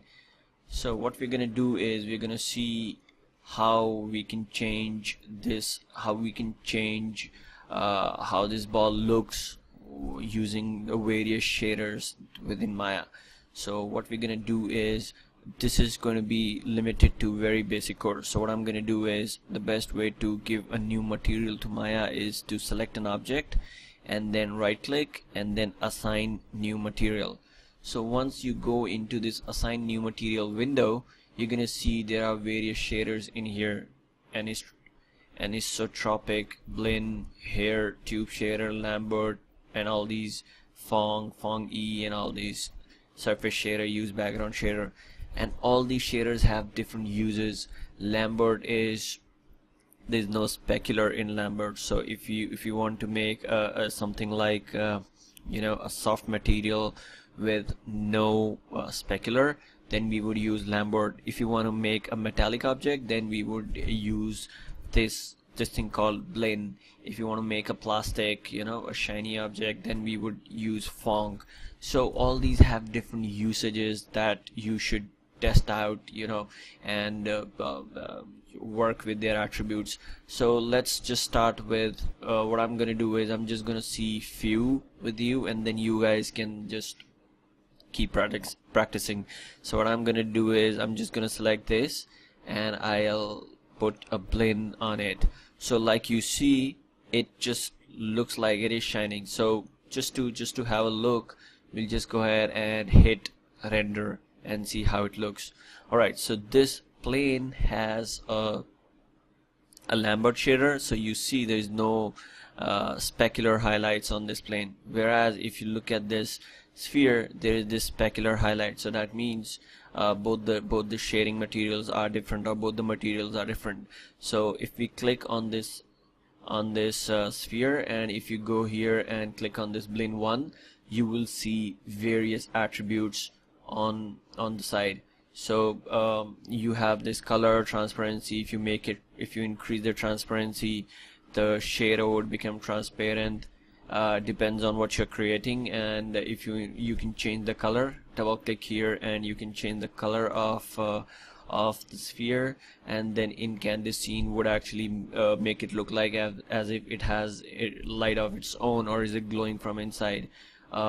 Then there is something called bump mapping that I'll come down to in a minute. And yeah, eccentricity is again related to the reflectivity and specular color and the reflectivity. If I increase the reflectivity, and let's just try and render what it does. Alright, so what we're gonna do is we are going to just we'll go into the render settings. I'm gonna be talking about these render settings in a minute, but right now I'll just do this. I'll click on this. Alright, so now whatever we render is going to be rendered in full HD. Alright, so what I'm gonna do is I'm just gonna go ahead and create a light. I'm gonna go ahead and make this texture as I'll assign a new material to this, and let's say I'll assign a blend to this as well. So if you select this now, because this has a blend too, if you select this and go into blend, you can actually rename and just say plane, so you know this is a plane material, and you can rename this as sphere, sphere. Right, so now you know that this is a sphere and this is a plane. Well, if you there's a very important window that you'll be using very often. So if you go into Windows, rendering editors, and if you go into Hypershade, alright, let the window open. It's taking a long time. Alright, so now we have something called a Hypershade. Hypershade is a window where, for now, let's just say Hypershade is a window where all your materials, all your shading networks, they are going to reside in Hyper window. So if you want to do something to it, all you have to do is to just drag it here. This is going to be a work area, and let's just say you want to, you want a checkerboard on it. So now you see it has created a kind of a network. So this network is created automatically once you put materials or textures on it. So let's just keep it limited to the color that we were doing. So I'll just close this window for now, and I'm going to select this, and I'm going to change the color to red. Alright, so let's just see how it looks when it is rendered. So what we're going to do is we're going to click on this, we're going to go to the plane, and we're going to increase the reflectivity. I'm going to go ahead and go into refractions. Here I'm going to go and change this to mental ray. Alright, let's see how it looks. Okay, now like you can see, this plane is actually reflecting the ball. So this is a property of this plane, it is reflective. So if we increase or decrease the reflectivity, the ball is actually reflecting the plane. So what I'm going to do is I'm going to go ahead and decrease the reflectivity of the ball. So I'm going to go ahead and decrease it to bare minimum, and let's just render and see how it looks. So when we decrease the reflectivity of the ball is still going to be reflected on the floor, but the floor will not be reflected on the ball anymore. You guys must be wondering that why there is no shadow, because I haven't created any light. So let's say if I go ahead and create a light in here, let me create a point light just to be okay. So I have a point light here, and now if I just click on this point light, and if I click on use depth map shadows, or we can use ray trace shadows because we are using mental ray. So I'll just click on render, and now we can see so now this ball has reflections, this has shadow, and we have a light here. Just to make it a little more better, we're gonna duplicate this light here, and I'm gonna just pull it back. So now if we render, we're gonna be seeing a ball, and there's going to be a light on the other side of the ball as well. All right, so now we have this. I'll just go ahead and turn the shadows from this one and decrease the intensity to half.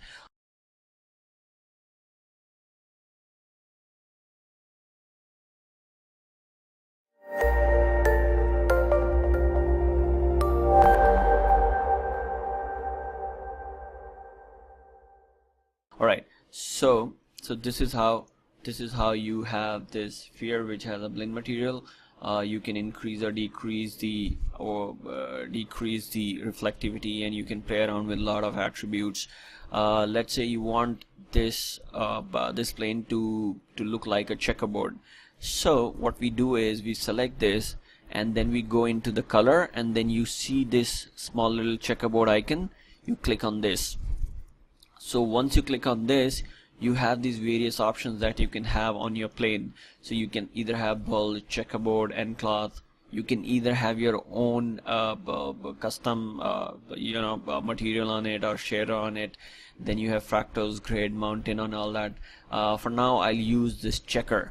So I'll click on this, and if I go ahead and click on the shaded mode, now it shows checkerboard pattern on the grid. Now if I go and click render, then it is going to show me the plane and the ball, the plane with the checkerboard pattern on it.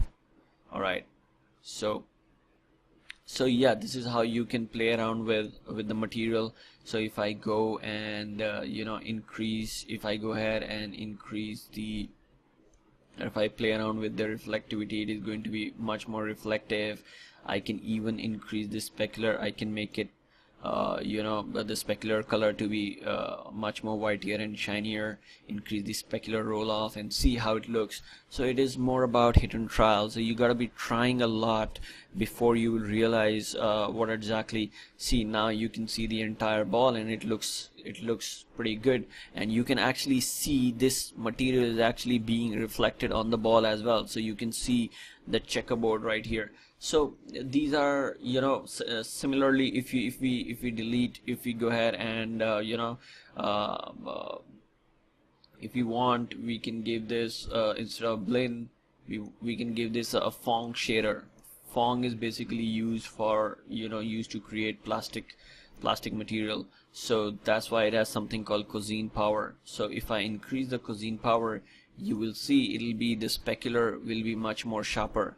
So let's just see.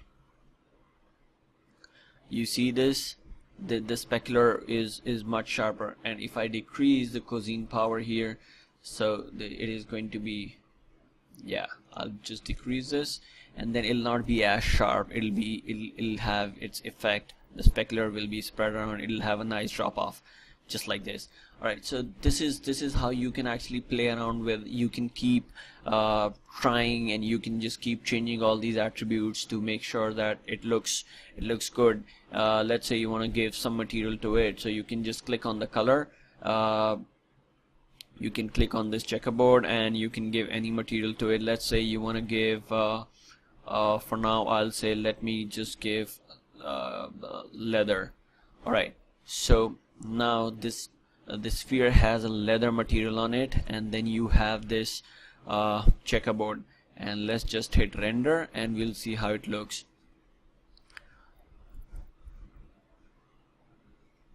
Alright, so it looks like a leather material, but we probably using the wrong shader on it. If we want it to look like leather, we would rather use something called Lambert. So if I go ahead and render it now, it'll look much better, because leather does not have that high specularity on it. Yeah, this looks more like leather. It is soft, it has nice shade to it, so this looks more like leather. And then once we play around with the attributes, we'll be we can make it look even better, and we can just kind of go ahead and groom this. So let me just close this window. Alright, so now that we have this, there's one more thing that I wanted to show you. There's something called bump mapping. Now if we select this, and if we click on this icon, Alright, if we click on this icon and if I click on leather again, and we'll just hit render. Let's see what happens.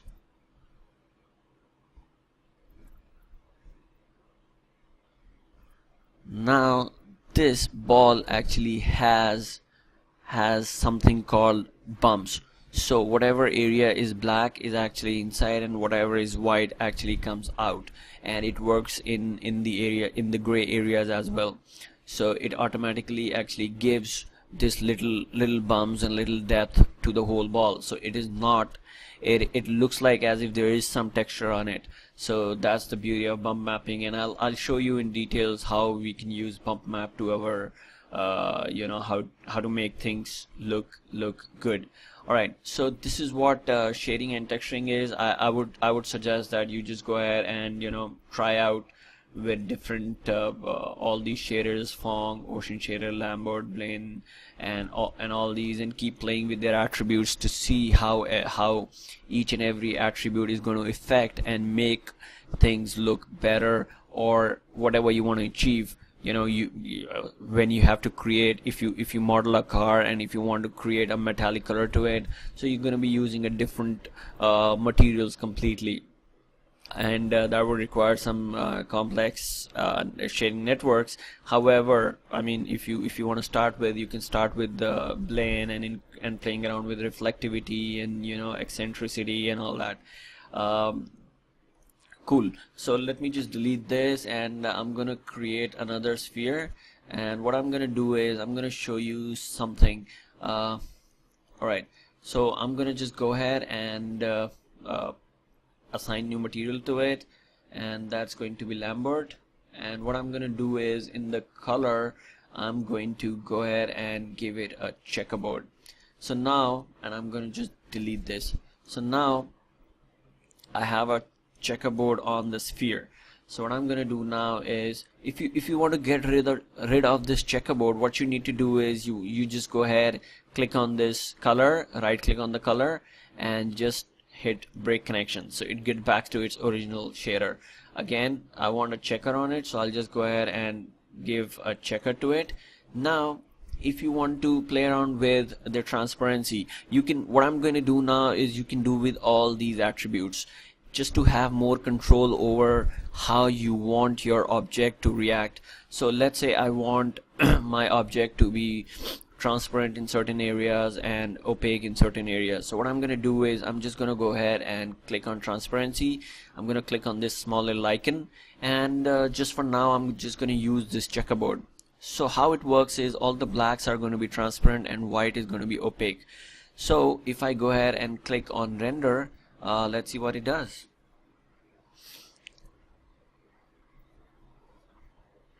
Okay, it has made the whole thing black, and not sure why. So what I'm gonna do is, I'm gonna just break connection and see why it is doing that. Alright, so now you see, because I had checkerboard on both the color and the transparency, so now you see everything that was black is actually now transparent, and everything that is white is actually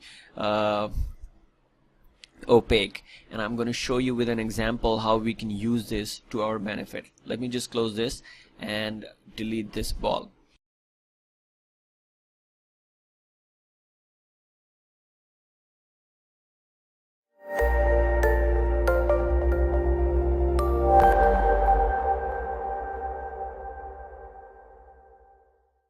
Alright, so next thing that I'm going to show is called, just give me a moment. Alright, so let me just delete everything, and now we're all clean. Yes, it looks pretty clean. Alright, so what I'm gonna do is, I am going to create a dice. Just for your better understanding, I'm just gonna create a dice here. So I create a cube. I'm gonna hide this. So how do we make sure that this cube looks like a dice? What I've done is, I have a texture that I'm gonna put on this dice, which I have downloaded from internet, and try and make it look like dice. That'll have all those numbers or those dots on each side. So what I'm gonna do is I'm just gonna right click, I'm gonna go into assign new material, and for now I'll put blend. Okay, whatever you want. Then I'm gonna go ahead and do it in the color. Every time you give a texture, you do it in the color. So I'm gonna go ahead and click on the color. I'm gonna go ahead and click on the file because I have downloaded the texture. So once you click on the file, it'll ask you to browse to the file location. So I'm gonna go ahead and click on this icon. It's on my desktop. I'm gonna go ahead and click here and open. Alright, so now what happens is I'm trying to put this texture here. It has all 1 dot, 2 dot, 3 dot, it has all this, but when I try to put here, it actually doesn't work. And the reason why it doesn't work is because it is not UV mapped. So UV mapping, I'll tell you what UV mapping is. So in order to see a UV map editor, what you have to do is to go ahead and go into Windows and UV texture editor. So if you go here, let me just first get rid of this material. So again, right click and break connections. So now if you go here and if you select your cube, and if you go here, then you will see something like this. Alright, so what exactly is this? So just imagine this cube as a box, and the texture that we are trying to put, or the dice that we are trying to put on this box, just imagine that as a wrapper. So this thing that you're seeing here is actually an unwrapped version of this box, so that we can use all these sides to put our texture on. So what I'm gonna do is I'm gonna just take a snapshot. So just hit polygons, UV snapshot, and I'm gonna go ahead and put it on the desktop, and for now I'm gonna name that as out. So I'm gonna save that, and it is going to be okay, and I'm gonna save it, and I'm gonna be making a JPEG. Alright, so I have saved it. I'll show you how to put that texture on this. Then what we do is we go into Photoshop, and we're going to open this, and we're going to open the image that we just saved. So now we have this unwrapped texture or the unwrapped box, and whatever we put here, we can actually wrap around that box in 3D. So I'm gonna again go ahead and import, go ahead and open the dice that I've downloaded from the internet. So I'll just quickly go ahead, and what I'm gonna do is let me just close this. I'm just quickly go ahead and separate these from here, and I'm gonna just put them one by one in here. Okay, again I'm gonna do it to this one. Okay, so why I'm doing this is so that I can actually separate this image. Otherwise this is just one single image and it'll be difficult to deal with it later. So I'll just go ahead, this is I'm cutting and pasting at the same time. Right, so now we have these textures here. Don't worry about all the lines and everything, I'm gonna be taking care of that pretty soon. So now we have this 4 that'll come here. Right now I'm not going to be worrying about the alignment, but yeah, when you're actually working on a project, you have to make sure that everything is aligned well and it actually sits in the right spot. This is just for the learning purpose, so I'm just gonna try and do it real quick. And cool, so this is the last one and it comes here, and I'm not even worried about the sequence. Alright, let me just bring it down. Alright, so now we have something like this. If you hit F7, you can go into the layers, and what I'm gonna do is I'm gonna go ahead and create a new layer, and I'm gonna hit Alt backspace. So now we have something like this, and let me just pick this color, and then okay, so now we have something like this. We've placed this in a way that it has been unwrapped. So I'm gonna just go ahead and save this image as JPEG, and I'm gonna name this as dice color, and I'm gonna save, and the quality should be 12. Yes. Alright, so what I'm gonna do now is I'm gonna just go ahead, hit on this. I'm gonna go back into 3D, into Maya, and then I'm gonna click on this small little icon here. So once I hit here, and if I go into file, again the same thing I do. This time I'm going to use this dice color that has been UV mapped, and once I do that, wow, it actually sits exactly where it is supposed to be, and it has started to look like a dice. So this is what a UV mapping is, or UV texturing is. So what we do is we actually UV map it, so that's called mapping. Suddenly it has started to look like a map. Now let's say we want these to be going in a little, because there is a little bump. So what I'm gonna do is I'm gonna go here, I'm gonna select this color. I'm sorry, so let me just merge the whole image down, merge visible. I'm just gonna go ahead and select this. This is going to be real quick and dirty because I'm just trying to be a little fast here. So I have selected all these colors. I'm trying to create a bump map. A bump map usually is black and white, so anything that is black actually goes in. Sorry, anything that is black actually goes in, and anything that is white will stay out, or will be extruded. Alright, so now extruded in, the black is going to be extruded in, or the white is going to be extruded out. So now that we have this, I'm just gonna go ahead and save as, and I'm gonna create a JPEG, and I'm gonna be saving this as dice underscore bump, and I'm gonna save this. Alright, so now once it is saved, we go back into Maya. I'm gonna click on this, and let's go into bump mapping.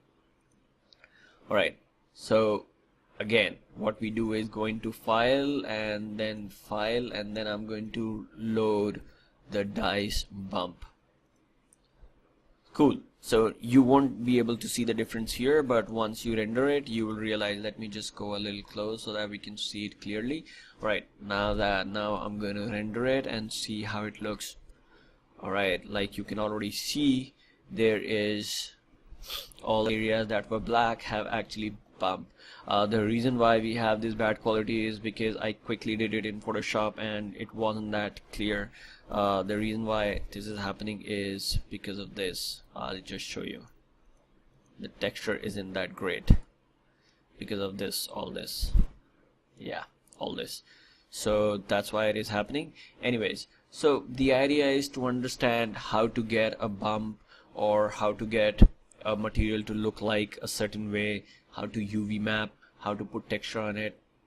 So you can do a lot. Let's say you know, if you decide, let me just say no and open, and let's say I want to change something in this file. Now let's say I want to, you know, just have anything here.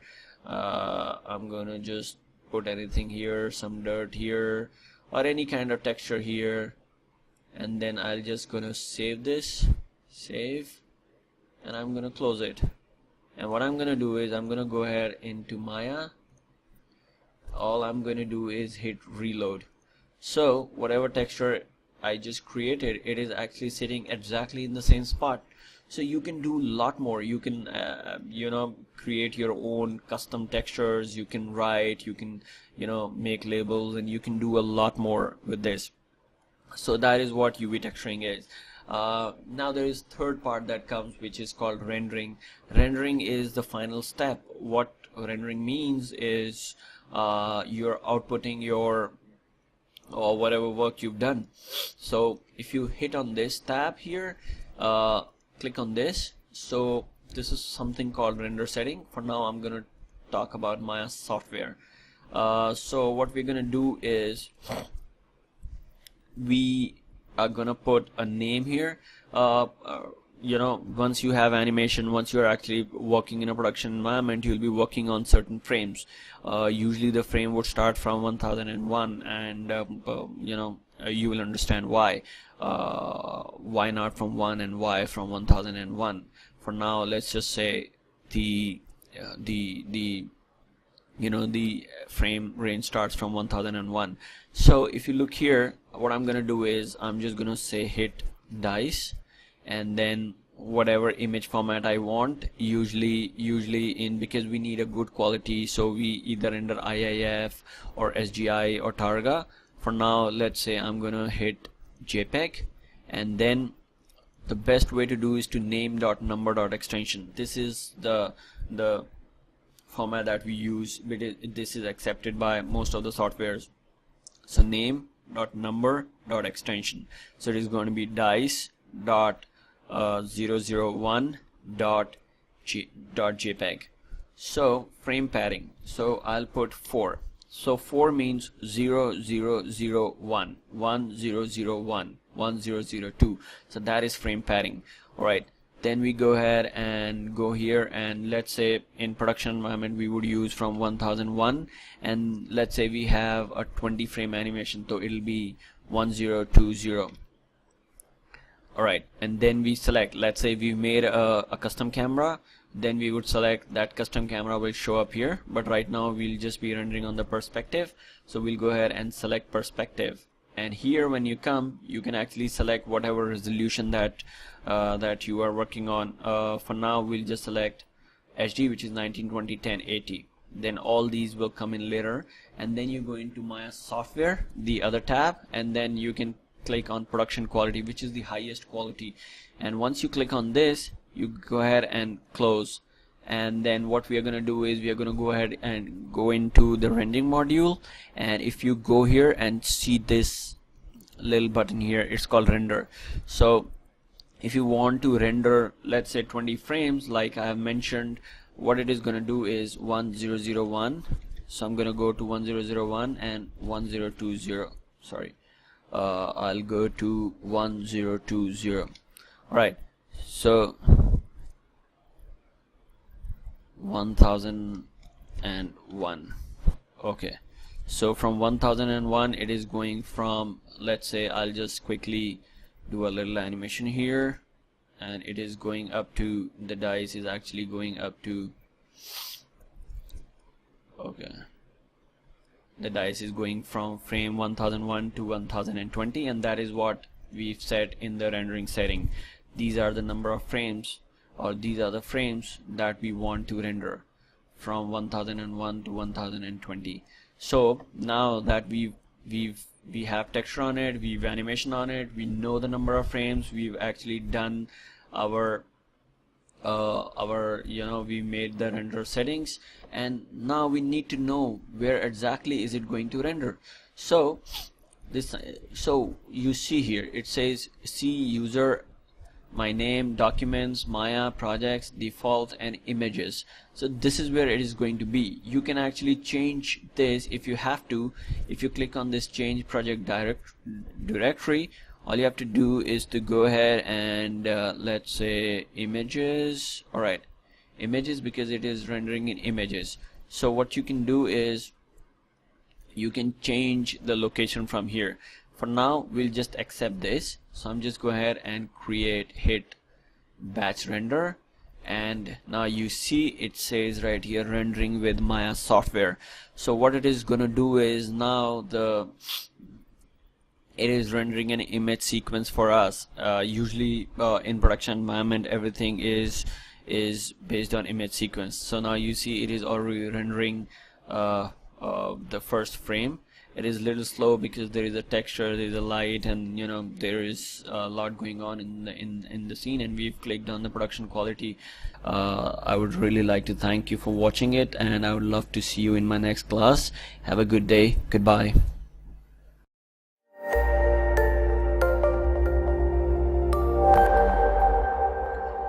Hello and welcome to chapter 7, and in this chapter we're going to be talking about Maya and dynamics. We are going to see how dynamics work, how we can create emitter, how we can emit particles, and we are going to just do a little exercise at the end of this chapter, and just for your understanding.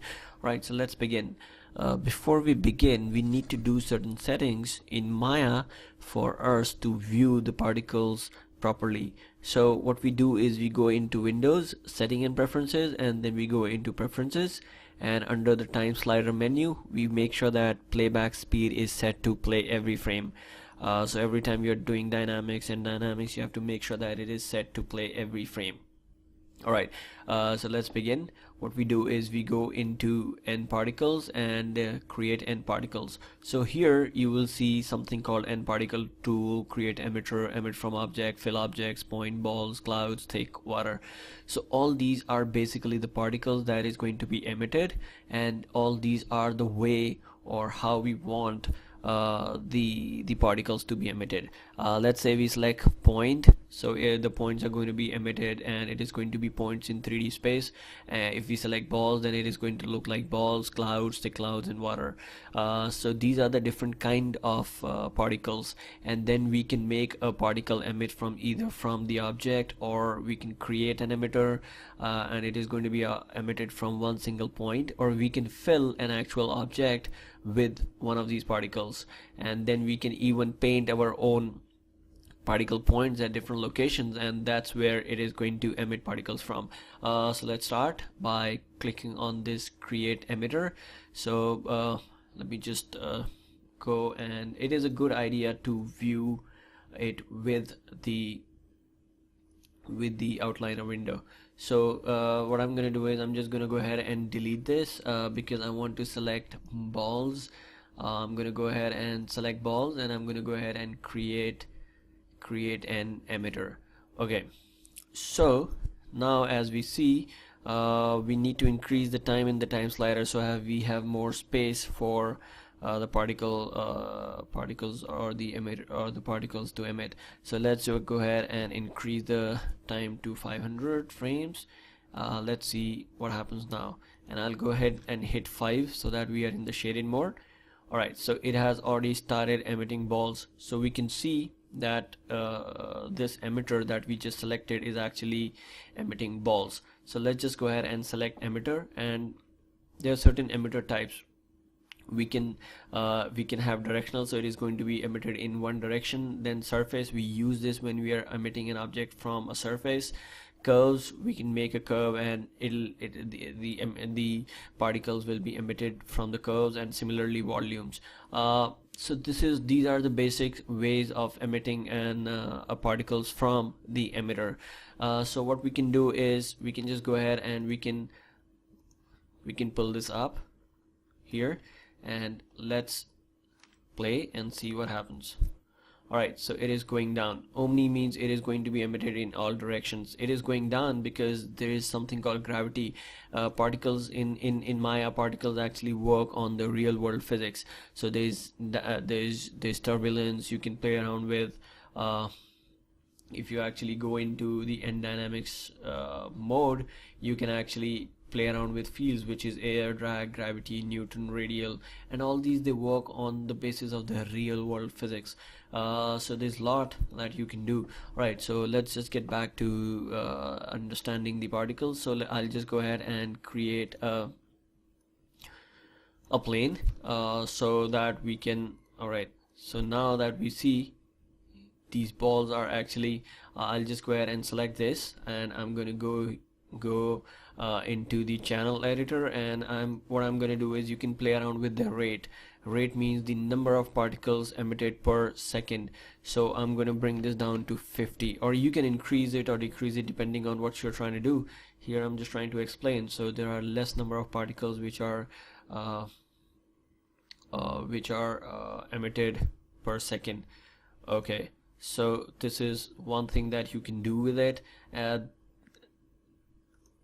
Right, and then what we can do is we can just select this, and we can select this, we can make particles collide with objects. It is much easier when it comes to N dynamics. All we have to do is to select this plane. We're going to go ahead and create this into an N mesh, and we're going to say this is a passive collider. So what is going to happen is it is automatically going to slide. As we can see, this is actually sliding. We can key a lot of things. Let's say we want the rate from 60 to, let's say, 60. We will key this, we'll say key selected, and then on frame 61 we'll bring this down to 0. So it is only going to emit from 1 to 60, and then it is going to stop. So you can actually create a pearl necklace being broken. You can create a, you know, a curve in the shape of a necklace, and then you can emit something like that. You can do a lot of things. So let's just check out different properties of these particles. Let's just select particles and go into in the channel box. Like you can see, you can change their lifespan. Either they'll live forever, you can change it to constant, they'll die at the same time. You can set random range and lifespan pp only per particle. And then we can also play around with dynamics, weight, forces, conserve, you know, all these things that you're going to understand once you start getting into the end dynamics. Then there's something called bounciness. So right now if you see these balls, they just jump. So what I'm going to do is I'm just going to go ahead and bring this bounciness to 0. I want them to just settle down on the floor. Yeah, so they're just bouncing around. I can even increase the friction so that they don't move much. So let me just bring it up to 5, and let's see how it reacts. Alright, so it is actually, they're just getting stacked over each other. And yeah, so again, you can use them at different times for different purpose, for different reasons, and you can just play around with these kind of things. And then what you can do is just select these particles, and you can actually change the color. When you are talking about color and everything, you have to go into the attribute editor. So what we'll do is we'll just go ahead and to change the color, we'll go into the shading, and we can change the color from here. Let's say I want the color to be green or blue, or you know, it could be anything ranging from, okay, I'll just go ahead and have some cool nice color. Okay, cool. I'll have this color. I don't know what this color is. This is alright, let's say these are onions. Okay, so we can change colors like that. We can have you know, a ramp, so there will be random colors given to each particles. Then we can, you know, we can randomize the opacity scale. We can randomize the you know, a lot of other things, incandescent, all the you know, lighting and texturing properties that we had that we understood in the last chapter. And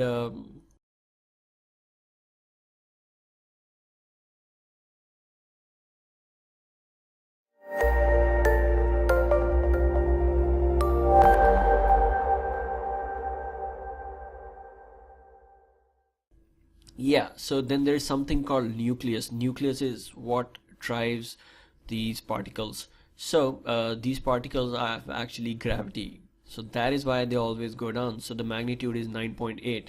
Let me just bring this down to, let's say 3, and let's see how they behave now. You see they go much slower than before, and if I bring it down to further, if I bring them further down magnitude, it is even slower. So that means that the gravity is playing. And if I increase this to 15 instead of 9.8, so this is going to go much faster. So it depends what you're trying to do. Based on that, you can actually play around with different attributes, and you can see how things work out for what you're trying to do. So the standard is 9.8. Then there's something called air density. What air density does is it'll add air to the whole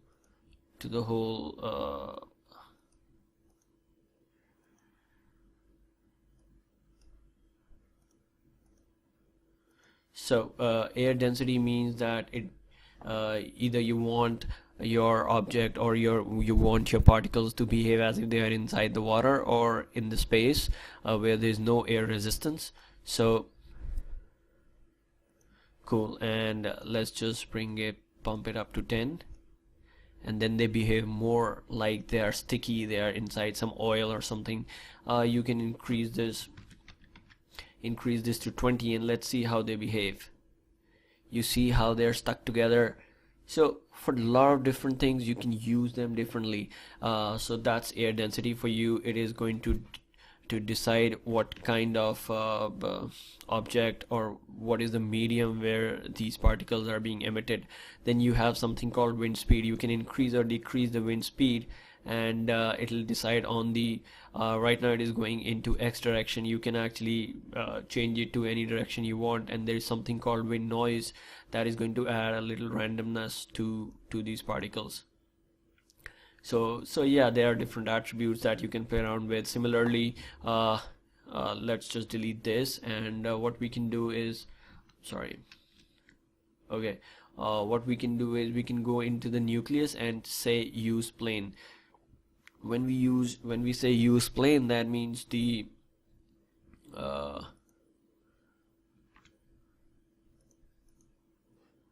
right. So when we say use plane, this grid actually becomes your plane. So it is still going to be collected on the grid. So we can either bring the plane down or bring the plane up depending on our requirements. So we will not have to create another geometry and make it into a rigid body. So that's another usage of having this use plane. Alright, so these are various things that you can do with end dynamics and particles. And there's something that I would like to talk about before we get into the actual exercise. What I'm going to do is I'm going to show you how end cloth works. So let me just go ahead and create this piece of cloth, and I am just to make it look okay. Let me not do that now. What I'm gonna do is I'm just gonna go ahead and bring it here. I'm gonna go ahead and create a ball, and let's see. So what we're gonna do is we're gonna tell the software that this ball is actually a passive collider, and this is our end cloth. So we are going to say go ahead and create a cloth. So let's see how it reacts, and boom, it looks like a plastic sheet or something that is hard, which is not as soft as a cloth, and that is why it is so rigid. So what we can do is we can just go ahead and let me just delete end cloth, and I'll just go ahead and increase the subdivisions, and I'm going to increase it to 25. Let's see how it behaves. I'm going to go ahead and create this as create mesh. So let's see, it is slow because we've increased the number of division. There is a lot more calculation that needs to be done. So you see how it is already reacting like a cloth. So this is what you can do with end dynamics. You can create a cloth, you can create clouds, you can create fire, you can create whatever you want, and there's a lot that you can do with end dynamics. So let me just go back and show you one last thing before we get into the exercise. So what I'm gonna do is I'm just gonna go ahead and select these 2 points. Okay, and I'm just gonna go and constrain these 2 points to transform, and let's see how this reacts now. I'll just go ahead and play. So what is happening is these 2 points have been constrained in at these 2 locations. So we can this is because we have used this as a plane, that is why it did not intersect into the ground. So this already looks very cool. You can create a tent like that, you can create a flag, you can create curtains, you can do so much with end dynamics, and it is very easier, much easier than the regular dynamics, than the regular Maya dynamics. It is driven by nucleus, and nucleus is something that drives all the particles. So yeah, so this was a little introduction to end cloth. So what I'm gonna go ahead and start with the exercise, and I'm gonna just go ahead and delete all these 4 things. So let's start. What we can do is I was looking at this tutorial, which was pretty good for us to understand everything, or at least most of it. So what I'm gonna do is I'm just gonna go ahead and create let's say snowfall or something. What we're gonna do is we're just gonna go ahead and create a plane, and we're gonna use this to behave like a sky for us. So alright, so this is where the snowflakes are gonna fall from. So what we are gonna do is we're gonna select this, and as you already know, we're gonna go ahead and tell that we need we'll just go ahead and with the balls, and then we are going to tell that we need to emit from the object. So we'll just go ahead and click emit from the object, and let's just play. So right now what is happening is it is emitting from the point, from every point on the mesh, but we want for it to randomly emit from the surface. So what we need to do is we need to select the emitter, which is now a child of the plane, and we're going to go ahead and change the emitter type to surface, and then we go back and we'll play again. So now we have this. It is already colliding because we are using this as we change it to use plane, so it is already taking it by default. So alright, it looks pretty cool. So it is falling down. Snowflakes generally do not just fall and bounce so much, and they do not fall so hard. So what I'm gonna do is I'm gonna decrease the gravity, let's say to 1, and see how they come. Alright, and I'm just gonna go ahead and bring it to 1 wind speed, and let's see, I'm gonna go ahead and bring it to 0. Wind speed is going to be 0 now. Okay, and I'm gonna just go ahead and increase the little air density.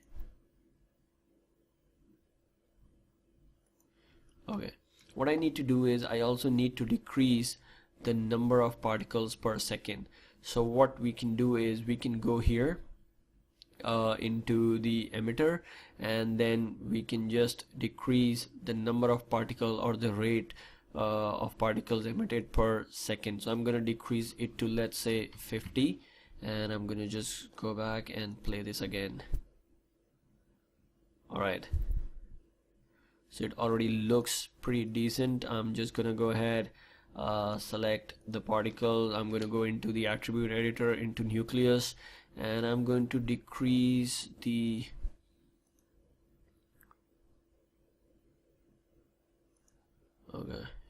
let's say just bring it to 1.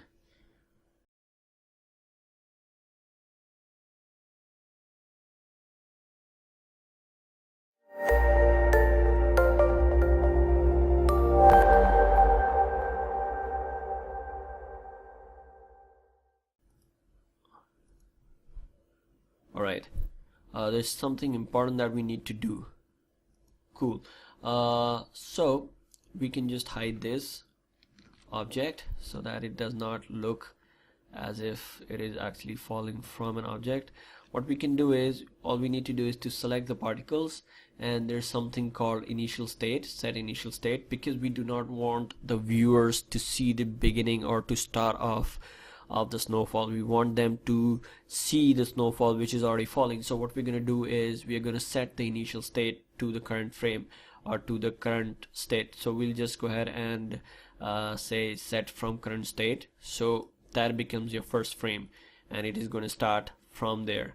So the snowfall is already falling, and like we can see right now the color looks really odd. So what we're going to do is we're going to just go ahead into the attribute editor of the particles, and then we, like I already talked about it in the beginning, I'm going to just go ahead and change the color to white, and I'm just going to go ahead and kill this blue. So everything is going to be white right now, so that it looks more like snowfall.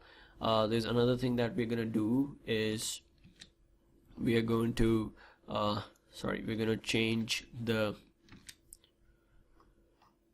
lifespan. So what I'm gonna do is I'm just gonna see different things. I'm just gonna go ahead and do it random pp. I'm just gonna say 3 and let's say 2, so it'll be randomly between 3 and 2. Okay, let's say 5 and 2, 5 and 4. this is all hit and trial. You have to keep trying till you get what you're looking for. So the reason why they're going up and coming down is because we've actually decreased the gravity. So let's bring it down to 9.8 and increase the air density, and then bring it down a little, bring it down to 4. Okay, cool. Okay, we need to again play around with the lifespan. So let's say 8 and 6 for 8 seconds, and cool. So there, it just dies down as soon as it is hitting the ground. Well, let's say we are okay with that for a moment. Cool. So we have snowflakes that is coming down and hitting the ground and disappearing. We can increase this to 12 and 6. Let's see how it reacts now. Okay, we have more particles on the ground before they die. Cool. Looks pretty decent. Well, right now all the particles are of the same size. So what we're gonna do is we're gonna go ahead and play with the particle size, and we are just gonna make sure that they are they are random. So what I'm gonna do is I'm just right now the radius is 0.2. We can increase or decrease the radius. So let's say it is between 0.2, and if we go ahead and give it a randomized ID, so it is now going to be between 0.2 and let's bring it down to, or bring this up to 0.3. So now it will be randomly between 0.2 and 0.3. Now they will no more be of the same size. Nice. So we have a kind of snowfall. We can play around with the shape, and that is going to be in the advanced chapter where you can use instancing to change the shape of the particle and all that. Let's just go ahead and see if how we can, again, like we saw in the other chapter, we can just go ahead and let's say there is this box lying here and we want the particles to emit. So what we'll go ahead and do is create this as passive collider, and let's see how it behaves. Yeah, looks pretty decent. So let's just assume that this is a bench in a park which is lying, which is just there, and there's this beautiful day and the snow is falling, and let's see how it looks. Right, so it already looks pretty decent, and well, you can there's a lot more to do once you've actually trying to create an effect. You can actually make it look more like snow. You can still play around with a lot of other attributes to randomize the speed, randomize the opacity. Right now it is just going down and dying. You can actually what we did to the color, we just randomized it. We just randomize the shape of the particles. We can actually randomize how they die. We can actually decrease the opacity. Instead of they just disappearing, now they will actually literally disappear, just like the actual snow. So all these kind of things you can do, and a lot more with N Dynamics. I would love to have you guys go on and practice this. I would really like to thank you for watching it. Have a good day. Goodbye.